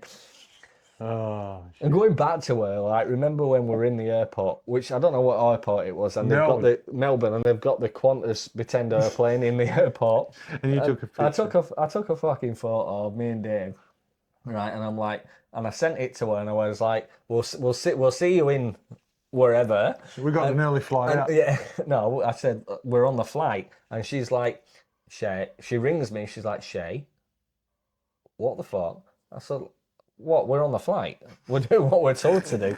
She's like, you're not meant to catch a flight yet. I went, why? Are you not getting on the flight with us? She's like, Shay, what the fuck are you doing?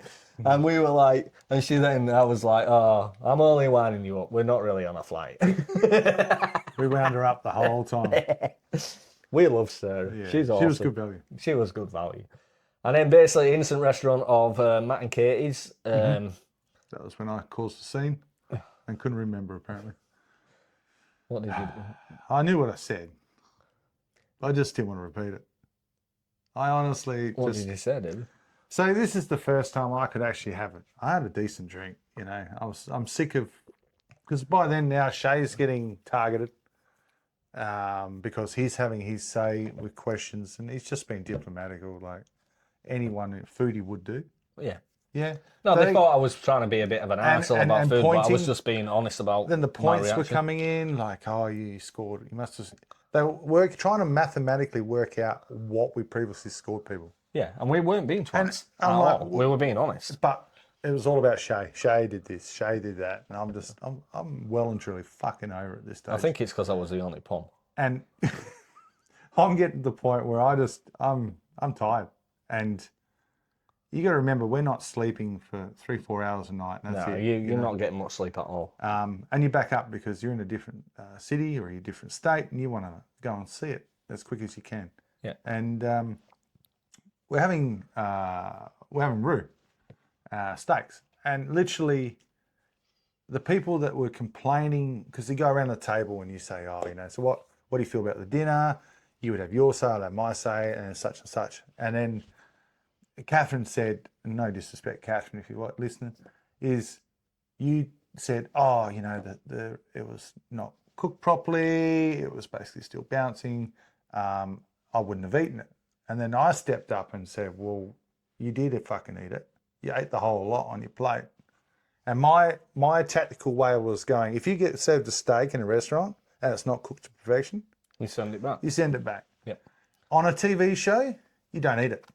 Yeah, exactly. Do not eat it. Just stop. Yeah, they come in and go look around. So she'd basically said that Slagged it off. It wasn't right, but then she ate it. Yeah. Yeah, and I kicked up a stink. Yeah, I might have had too many drinks, but fuck it, why not? But that gave me the balls to actually, and then they thought, oh damn, okay. And then a lot of like Jose and Nikki, they agreed.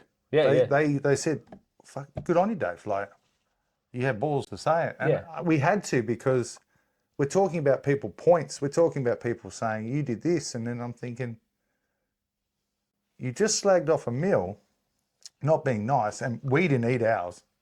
We didn't eat it all. We tried it. We tried every single element. The Manu reckoned that the kangaroo steak was cooked perfectly.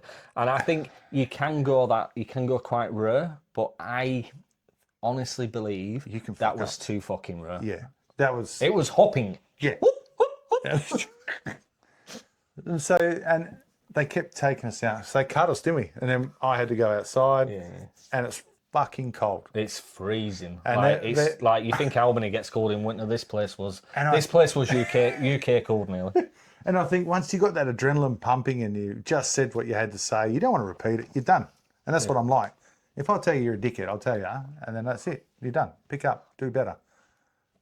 But then they wanted me to repeat what I said. And honestly, cold, drinking, adrenaline, I fucking forgot. And then you're pulling the piss out of me going, Fucking how the fuck did you forget? Like, Dave, you're right. And so they cut me off the alcohol. And Nikki was next to me, so she was also drinking pretty much 1-1. And to be honest, like all through the show, you weren't allowed to really drink that much anyway. No, which is understandable. it's sort of understandable, but Yeah. they want you to sort of interact, and it's really hard.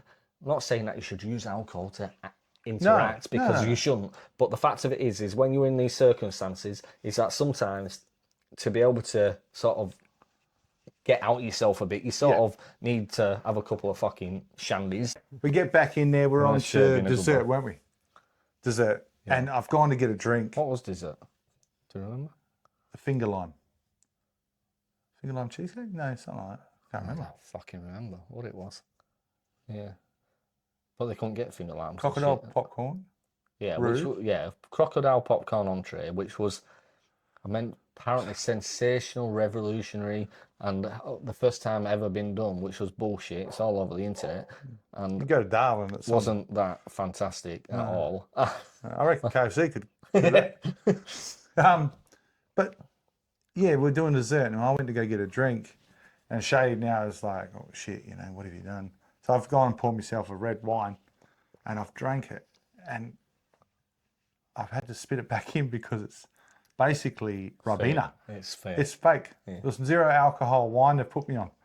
But yet they didn't realise that I put it back, looked under the table and found the real bottle of red. And I just kept drinking. But that was the only time I was not me. Yeah, honestly. I think it just got to that point, and we've been cracked. recording where it's tired. that's so many days and stuff. It's just crazy. But didn't get egg, so I was happy. Yeah. And then obviously then we come to the last instant restaurant. Yeah, That's what we're correct, looking isn't it? forward to. Yeah, Melina and Leanne. We love Beautiful them. house. We love them. We love them, don't we? We got on so in the end we They got looked on after us. so much with the other contestants. Like there was a bit of bullshit at the beginning, but things gelled out and were real good. But these two chicks were just amazing. Like Italian, great cooks, can really amazing house. We and our accommodation, we stayed in like a little complex where we had our own villa. Yeah, this is the And first time we could do our washing. And it had like 2 fucking bedrooms. Yeah. And I thought me and him was sharing. Nah. And we had one each. Yeah. And we could do our washing. And we could do our washing. So I want to talk a bit about some of the stuff that went on around all of these, but we'll do that shortly. Yeah. Let's carry on with the actual instant restaurant. So this is the last one. We're all getting excited. All excited. Yeah. Like I said, Melina and Leanne, fucking adore them. Amazing people, amazing cooks. Is this the shot bucket bus? So somebody comes up with the idea of like, right, it's the last one. We should get like one of them shot buckets you can get from the Bolo. from Dan's, wherever. Dan's, whatever, of little shots. But when you say that to me, I make that shit happen. I don't fuck around. So I actually buy one, and we sneak them on the bus, and we're doing shots of them because it's a lot of waiting. Yeah. This is where I have to do the door knock. Yeah. It takes forever. It takes forever. They gave up. No show. No. It's not right. Okay, No, cut. Show. Do it right, please. give me a baseball bat. Cut. Honestly, what a- you could feel the tension now behind with all the people. Yeah, because everyone's fucking watching you, and they're like, "That's not right." But they edit it over anyway. Exactly. So On the doorbell. why the fuck am And now it's gone back to a doorbell. Yeah, why am I fucking knocking on the door? But you don't have anyway? that doorbell. It's just a stick-on doorbell. Ding dong. Oh, shit. So let's talk about the food at Melina's and Leanne's instant restaurant in Melbourne, because obviously I can't really eat most Italian food. No, you can't. Nah, but I did eat a little because we're good mates with them, and I know these girls can cook, and I felt a little bit of pressure because of obviously people saying, "Oh, he's not eating and he's making a scene," which was not the truth. I felt a bit more under pressure, didn't I, at the time? You did, but I know, because I know you were excited to be at this one. I was very excited to be at this To one. see authentic Italian cooking. Yeah, and these ladies could cook, Mm-hmm. 100%. So we had the arancini, but it's not like normally like most places do. Balls. They do the arancini, they do the balls, and it's just the rice and it's just deep fried. But this one was authentic. It's done in an egg shape. It's actually got like bolognese mince in it in the middle. Felt like hours of cooking. And then it's actually got a little secret. Mm-hmm. And what is that secret, David? Was it the egg? They've got the egg, but they've also got mozzarella. Oh, and the cheese explosion. And so if you don't cook these right, and you split them apart, that cheese isn't melted. But these were 100% awesome. fucking amazing and 100%. And obviously I could not eat a lot of it, but I ate enough to say, look, this is... It's mainly the coating that I can't eat. It's the crumbs I can't eat. So I tried to work around Didn't that. they get a 10 for that? They got a 10 and deservedly And they got a 10. needed that. Yeah. So main was a spaghetti dish. Obviously I wasn't really meant to eat that. No, you didn't, but you did. I did eat a bit of it, yeah. I didn't eat a lot of it. No. I did enjoy it. It was nice. And rapini I've never had before. No. Which is broccoli something. Yeah, it's like a sausage, spicy sausage. Oh, salsica. Yeah. So that was good.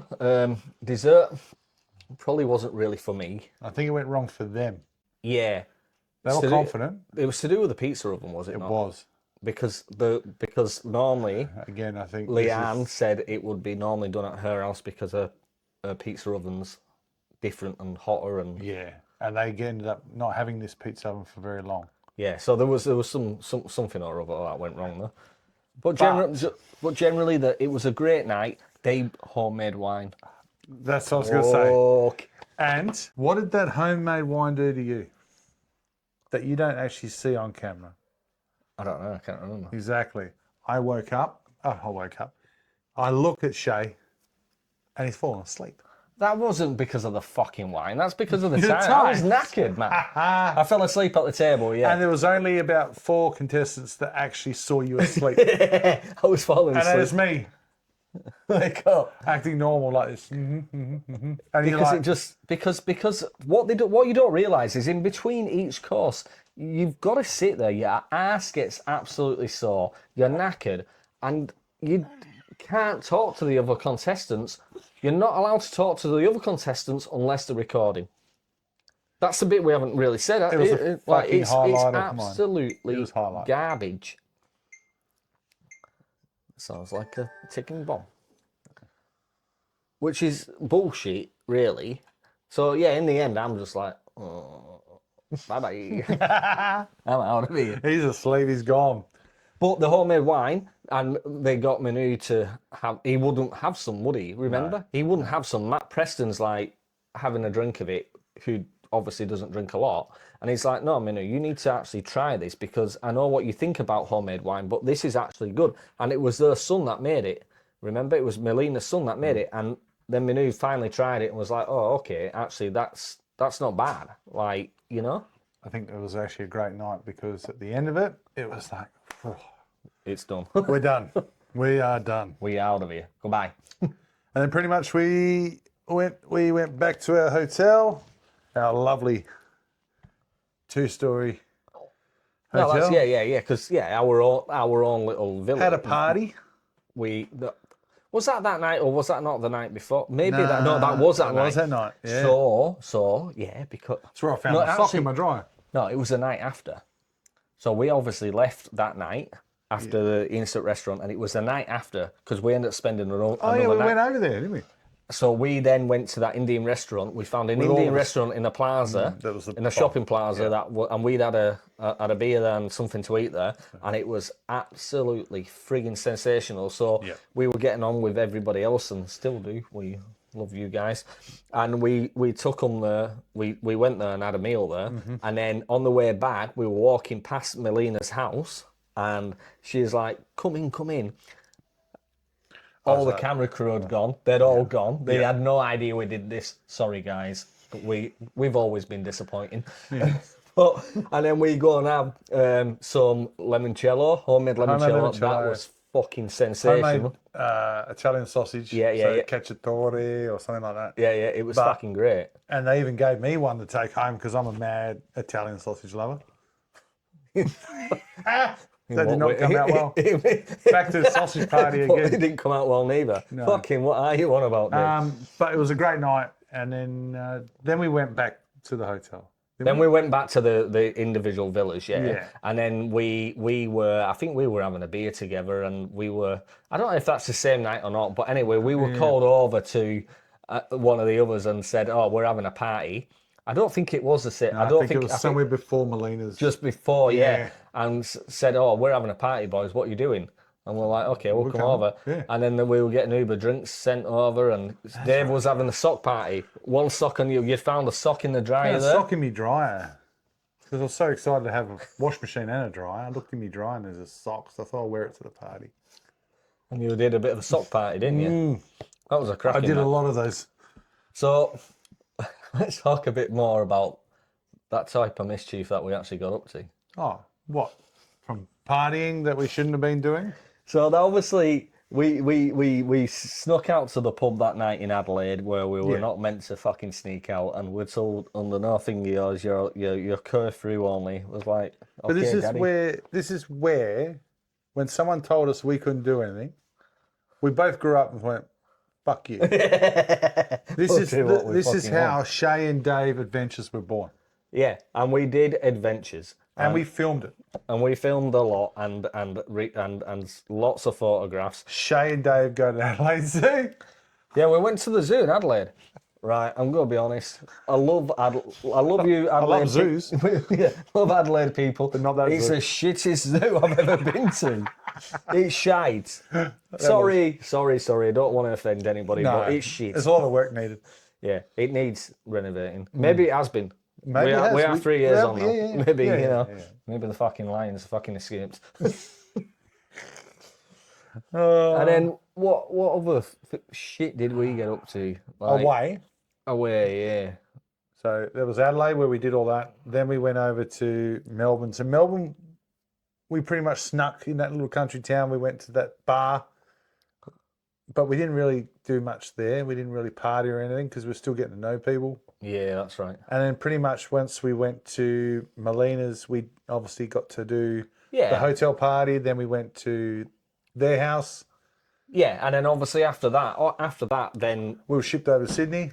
we were moved over to Sydney, and then basically Bondi, baby. 2 Bondi. weeks. So that was the knockout stages where we had to do the cook-offs. And there it goes again. Shay, menu writing. Just want to bring up about all the interviews that we do in between everything, all of this. So basically, after our instant restaurant, you're meant to do an interview about your instant restaurant, right? But because we had to travel to Brisbane, we had to then do the Brisbane instant restaurant of Rosie and Haley. Then we had to do a double interview.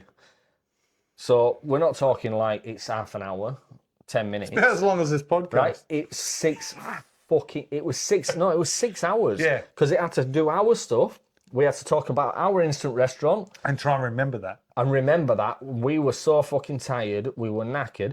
Then about Rosie and Haley's, they actually ended up throwing beer in because they were like, guys, you're the first contestant we're ever going to give you beer. But we got made me them- gluten-free we- beer, which- we had them in hysterics. We had them in hysterics. We had them in so much hysterics. They were like, you two need to calm down because like we actually need to be able to record this. The sound guy was in a different room laughing his head off on the bed. But they didn't. Shamefully, they didn't show a lot of that. No. Hardly any of it because the stuff we were coming out with was hilarious. And the worst a shame thing as well, about really. that interview, which pissed us both off and them, was we're up high in a hotel That's right. Yeah. and the background looks like what you see on telly, but it's not. It's all fake. And because it's in the city, near the city, loud motorbikes, police, Cop cars. Yeah. ambulance, whatever. So every time that happened, we had to stop recording. So they don't get the background. And we were like, And I was like, fucking hell, is this ever going to fucking end? Eh? I'm going to jump off this fucking hotel in a minute. so with those interviews, not to mention that you've got to remember what you've done the night before, it coheres to the restaurant that's being aired that night. Yeah. So they're jumping back, but it's really technically a day after we're doing this interview. So some interviews though, like that was a late one. We had, I think that was 6 o'clock, and we got out at 11 or Yeah, 12. stupid time. It was fucking Yeah. stupid. I think it was like 12. It was late. Then we have to get a taxi back to our hotel because we're not staying in that hotel. Only the producers are staying in that. So they hire a separate, an additional hotel room where they can film all the interviews. Yeah. So then we have to go back to our place. You've not really. You get something. They give you. They order some food in. Still shit. It's not great. Like, But then you've got to be, some people are actually in the same attire as the night before. Some people are what they call dirties. But we're in a different set of chili shirts and we have to remain that the whole time doing interviews. oh yeah, we have to keep wearing our chili shirts. Until one time I was in Sydney and I actually forgot my fucking chili shirt. You did. And I had to Uber my chili shirt from the hotel. Yeah. A long way. Did we not get one of the contestants to go in? It was Rosie. Yes. To Rosie get to a go spare key. down to get my key, to go to my hotel room, grab my shirt, put it in an Uber, and Because you Uber have to the remember other the side of shit. Sydney. And hardly you can hardly wash anything. No, Because I'd even said to Sarah before we just got on the show, the coordinate, I was like, look, I was trying to work out like 6 weeks of filming, like how many boxer shorts and socks you need. And I was like, is there going to be washing facilities? She was like, oh, not sure. Not sure really. I'm like, what the fuck? And we got enough socks, enough jocks. But even To then, just keep us- finally when we hit Melbourne, Oh, when we were mate. that's the first time we were able to do some washing. Yeah. Like, Then the next time was Bondi. Because you couldn't go just to one of them washing places because No. you don't fucking have time. Well, you don't want to. You want to experience the place. Yeah. Oh, fuck doing my washing. I want to go and have a drink and go and see the place. So talking a bit more about that. So obviously, you know, we've talked a lot about the instant restaurants and about how it's all goes down and the interviews and all that shit and what have you. So when we were not filming, what did We were heavily exploring. Still showing Days Adventures. Yeah. So so them lights. What are them lights in Sydney called? So you know we flew in when they started. Yeah, but the Sydney Opera House. Yeah, it lights up. In the whole winter place. they do all these fantastic shiny Vivid. light shit. Vivid. That's it. And we actually hit that then, didn't we? So we hit that first time we went to Sydney. We were like there in the centre of it all, it all going off. And then we went to that fancy French restaurant That we tried to look for and you got shitty. I got pissed off Because you were tired. because Dave decided, right, okay, I won't tell Shay exactly what we're doing. Here's an Uber, jump in it. Fucking get in The this taxi Uber. driver, to be fair, took us right up to the Right. Sydney Opera House. But I had no idea what the fuck we were doing. I'm in a city I don't know. I'm tired as fuck. Fucking magical, though. We do that. Like, we've had a couple of drinks as well. It's magical, man. It was magical. And then we're trying to find this French restaurant that I was didn't hidden. know I didn't know we were going to. It was like a blind date. Mm-hmm. Yeah? We got you in there. Yeah, and it was good. It was good. It was Problem fucking is, awesome. The main menu was too late. So Yeah, it we was- ended up it with was the bar late. menu. Yeah, it was late. It was like... But we made most of it. We had snails, never tried before. Yeah, they were awesome. Awesome. We had steak and frites, steak and chips. Yeah. What else we had? We had a couple more other dishes. Yeah, yeah. And it's well known in Sydney, like, Well known. as being one of the top French restaurants. It was good. And I think $300 later, it was, yeah. I mean, $300. I mean, if you're going to get good food. Yeah. No, it was good. So that was like obviously one of the main things that we did while we were at Sydney. And then Well, we did heaps. we We had a chili, mate. Oh, so we met up with him first day. so Phil Manly. North, and we met up with Phil North on the first time we came to Sydney, because we came to Sydney twice because obviously we were filming for the Sydney instant restaurant, and then after that we were in Bondi for 2.5 weeks. First time we for both filming ever took a in the ferry studio. to Manly Yeah, to see your family member, but also to catch up. see Tracy, who owns a cafe in Manly, Antiques. an antique shop there. That was awesome. And then we met Manly's up. cool. Then we met up with Phil there. Yeah, so we met up with Phil. Bit of drinking And then we had- establishments. Was that the night we had with Phil and what's he called? No, that was grand final That was area time. that's right. Yeah, so that was later on. So we did a bit of around. Exploring that. Yeah, so we went out with Phil North that night and Matt, and they showed us all around Sydney. Cool place. I remember History? Yeah, I remember that. One thing I always remember about Sydney is that we walked down this alley, like this street, and there's like bird sounds, but they're Different not birds. They're not real birds No, because they're there's all no actual birds in Sydney CBD because they put all the wire shit up so they can't shit all over the buildings. There is So- no shit in at all. CBD. At all. And it was crazy quiet because it's coming off the back of COVID, really. Yep. So it's real quiet, but he took us to some like secret bars, never been to. Awesome. It was a hell of a night. We went into a fucking ship. An old pirate ship, remember? I don't remember. We drank for hours. But I remember the whiskey during bar I Sydney, went to. That was cool as whiskey that. bar, we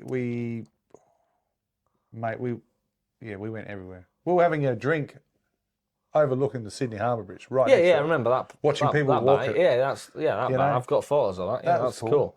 I will put some photos up, guys, of the various things we're talking about. But Sydney throughout. is just busy. Like there's something to do. Yeah, There's it's nothing to do. Yeah, it was a good night out. Like it's And even Bondi itself got a bit boring because we're there for 2 weeks. But we explored it. We've done it. I'd probably take my family back, but not for long. But go somewhere else. yeah, damn right. We did get married We did get married. at the Rocks. We walked into someone I else's will wedding. put that photograph on the screen, guys. We actually did get married at the Rocks. Because Actually, you know what? Let's just bring it up. And hopefully we can zoom in there. That's us getting married. An old couple took that photo, didn't they? Yeah. They were so proud. because they were actually there for a wedding that night. They signed it. They were our witnesses. So that's kind of the dumb shit we do. Yeah. Oh. So yeah, we got married at Sydney. That was fun. It was definitely something a little bit different. Sydney was what you see on TV, and then going to see it live to yourself is mesmerising. A lot of pompous pricks. No, you never called them that. Can't remember the word, but it wasn't. It was a pretentious Pretentious pricks. fuckwits. Yeah, It was. fuckwits. Everyone doesn't have a job in Bondi either. They all seem to exercise and walk their dog. No, so the reason we stayed 2.5 weeks in Bondi, it was 2 and a bit week, wasn't it? It's because we They had were to then build. recording for studio, so that was where we were going to do our cook-off. Well, we did our cook-off, so like group 1 had to do a cook-off, we had to watch that shit. Yeah, pretend we, Enjoyed busted in there. Shay walked in there like, don't really care Fuck about you all. Yeah. Arrogant. Yeah. Pom. Fuck you. I mean, and then we had to do our cook-off. Obviously, we got booted out. But we had problems. We did. And this is going back to where this shit they are doing, right? We're not stupid. I've been fucking cooking for a long time, right? We've got gas burners and the zircon being blown down so the burner's like this, motherfucker, right? I can't get enough heat to do our fondant potatoes to get colour on them. Look, we made some mistakes. Fucking hands We did, up. but- Didn't get the fucking pork out soon enough and all the rest of it. And But hang on, the pork, it's not that fault. You set that oven to 180. yeah, You put your whole hand in I there. set it to 160. Well, you put your whole hand in there. And it wasn't even the heat. No. And we weren't the only ones that said that. No. So, like, they've got a producer's area, and it's like a shipping container, massive shipping container, right? And they're all in there. We can't fucking see them, obviously. Like, knock. Where are you, motherfuckers? They're all in there, right? They've got controls, because this is a proper fucking studio. They film Home and Away. We tried to get on it. Right next door. Yeah, we tried to get on it. And Maps was just around the corner. Yeah, we were turned down because we can't fucking surf. And we're already married. Yeah.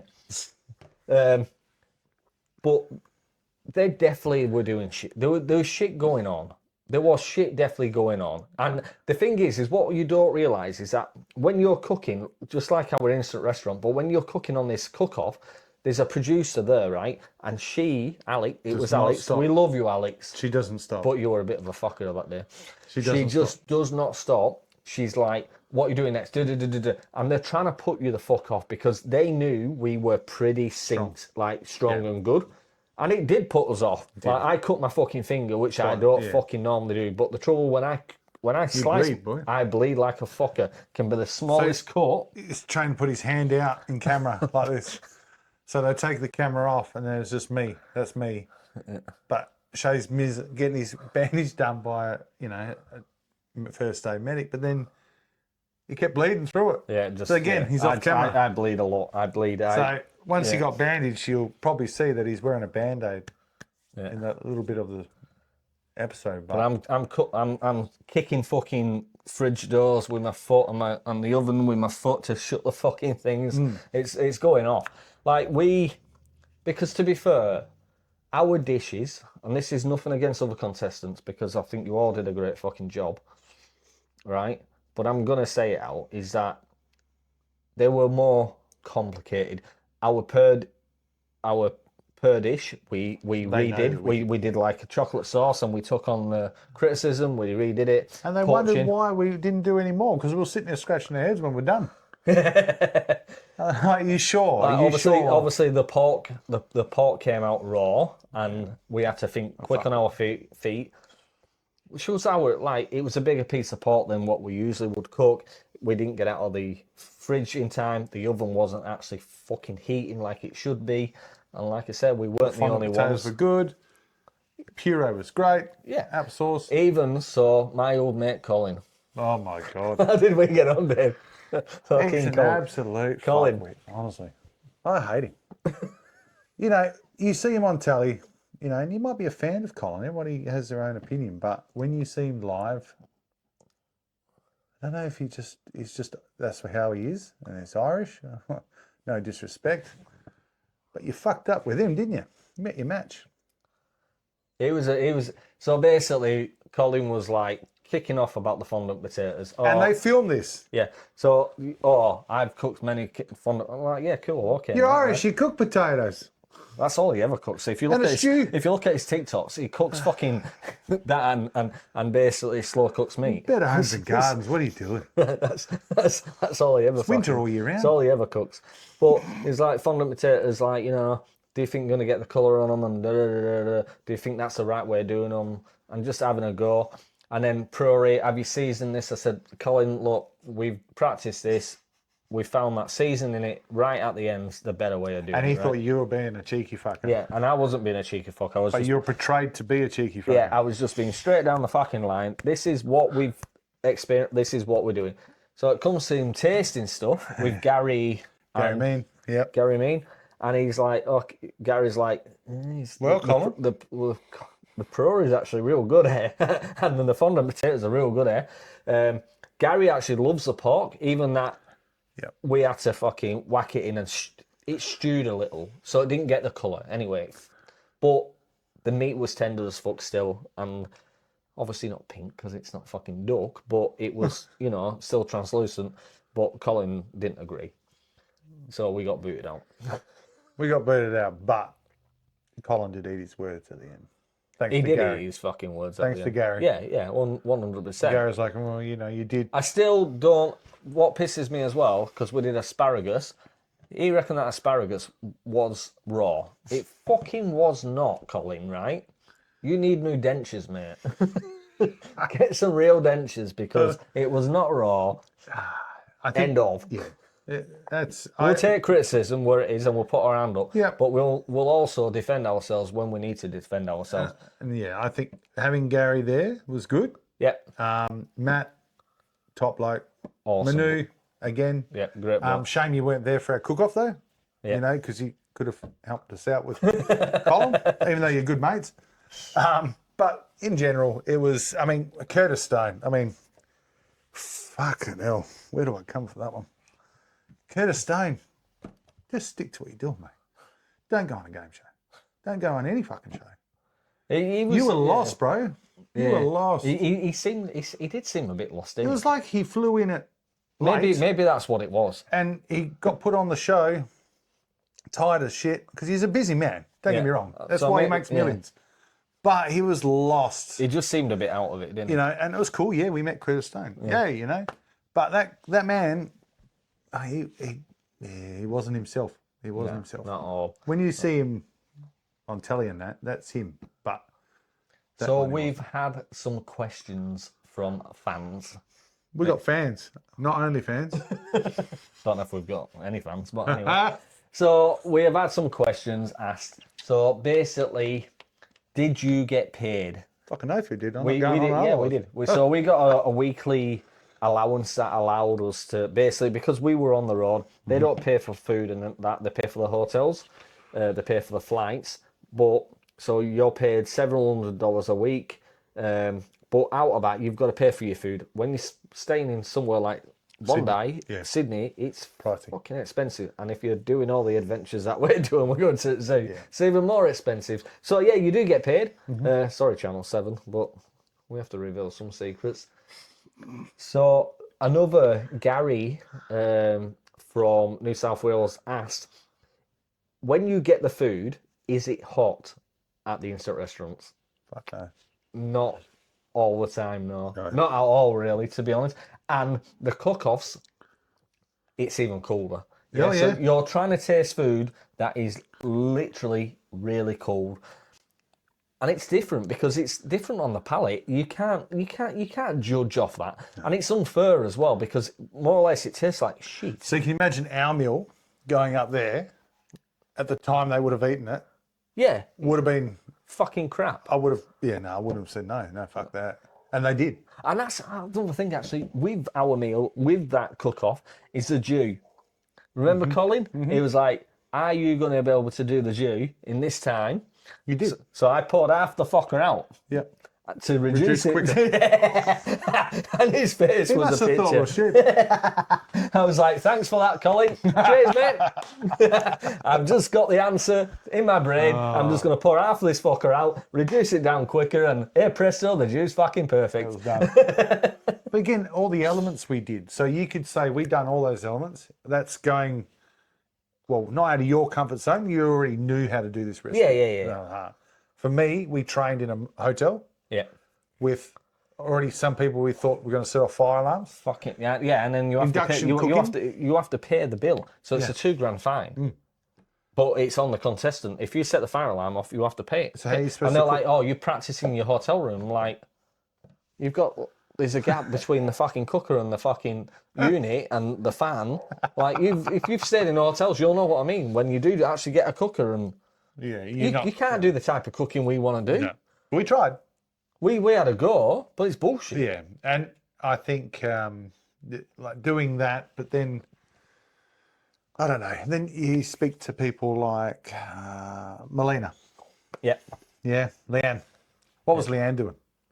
Honestly, she's pulling bloody. Was it squid? Oh yeah. They gave her a whole squid. Not cut it up or anything. Like Oh, on the cook-off. yeah, Because them girls were due a bit there, really. They really were. Like, we obviously thought we deserved to go through, except for like the pork. But them girls really did pull it. Like they the amount of work they had to do for theirs their prep work was huge. was not shown properly. No. Really, it was bullshit. Where other contestants could have got already cuts. You know what I mean? Like they're already done for you. Or they chose easier dishes. Easier dishes, and then there's That wasn't Leanne as much work. dissecting a whole fucking squid and literally going quick. Like I've never seen anyone pull a squid apart And quicker. they were pretty upset, to be honest. They were. What I do remember about Leanne and Melina Leanne, and I forgot to say this earlier, is about our scores, is that they actually came up to us and said, you guys were underscored by everyone, and including them. And we're the ones having a go out through the whole instant restaurants that we were underscoring everybody. Yeah. We were being fair. Yeah, there was we know what was going on. Yeah, I know. But anyway, they felt that we were underscored, and by them as well, and that it was hard because we were the first ones, and we understand that. Like, it's. I think once you realise, and I think we did realise in the end, and this is why in the end we did not give a shit. And my motto from day one was, I'm not doing this to win the money. And people around the table and in interviews with the producers, you're full of shit. You're full of shit. And I'm like, you don't know me because I don't do shit for money. I'm not concerned about the money. I'm doing it. And in the end, we just did it we did do it for the experience because we enjoyed it. And we knew for Albany, we had to We put it on the map. put Albany on the map, but present ourselves in the right fucking way. And you know what? We did. And the people here, ever since then, have loved us for it. I'm sure there's some people think we're an absolute bunch of couple of cunts. But we weren't fake. Anyway. We weren't fake. But we weren't fake, no. But we made new friendships. We enjoyed our time. We got married. We had daddy, Granddaddy. granddaddy, and mummy. Remember mummy? I love mummy, actually. I actually thought mummy and daddy were actually a couple, but she was a lesbian. She likes women. We didn't realise that. But me and her She was pretty close to you. had a looking after you connection, and that. because of my situation at the time, and I was not in a good place because obviously it was the anniversary of my son's death. But Granddaddy, hardly saw him. No, we didn't see a lot of And it. if he wants to give us some money for sauces he took out of the house, go for it. But the whole production crew, They were great. yeah, everybody was awesome. Don't get me wrong, you know. But Well, some good people. you know, the question is would we do it again? Yeah. Would you do it with me though? Yeah. See, take two. This time, yeah. we're going to make sure that everything's We working. we'll whoop your asses. And we'll, Absolutely whoop your fucking asses. yeah, I'm making sure that everything's 100%. And this time, we're coming to win it. Yeah, we need the money. This podcast is costing money. Yeah, it's costing a fucking fortune. I've had to buy cameras left, right, and centre and all sorts of shit. So, yes, we would do it again. And you know what? If you want to see us to actually do some real cooking, Yeah. then just send us some money and we'll fucking do it. Do I believe, if you're looking at wanting to do my kitchen rules, do I believe you should do it? Yes. Damn fucking right. We've just give you the old insight. One thing is, do not tell them you've watched this podcast because you will not get on the show. So give it a go, guys. You will love it. Thank you, David, for coming on my very first episode of Shaking the Food My Way. Share the fuck out of this, guys. Like the fuck out of this, guys. And if you've got any questions after watching this, fucking ask away, because we are ready. Now on to our next TV show. See you later. See you later, alligators.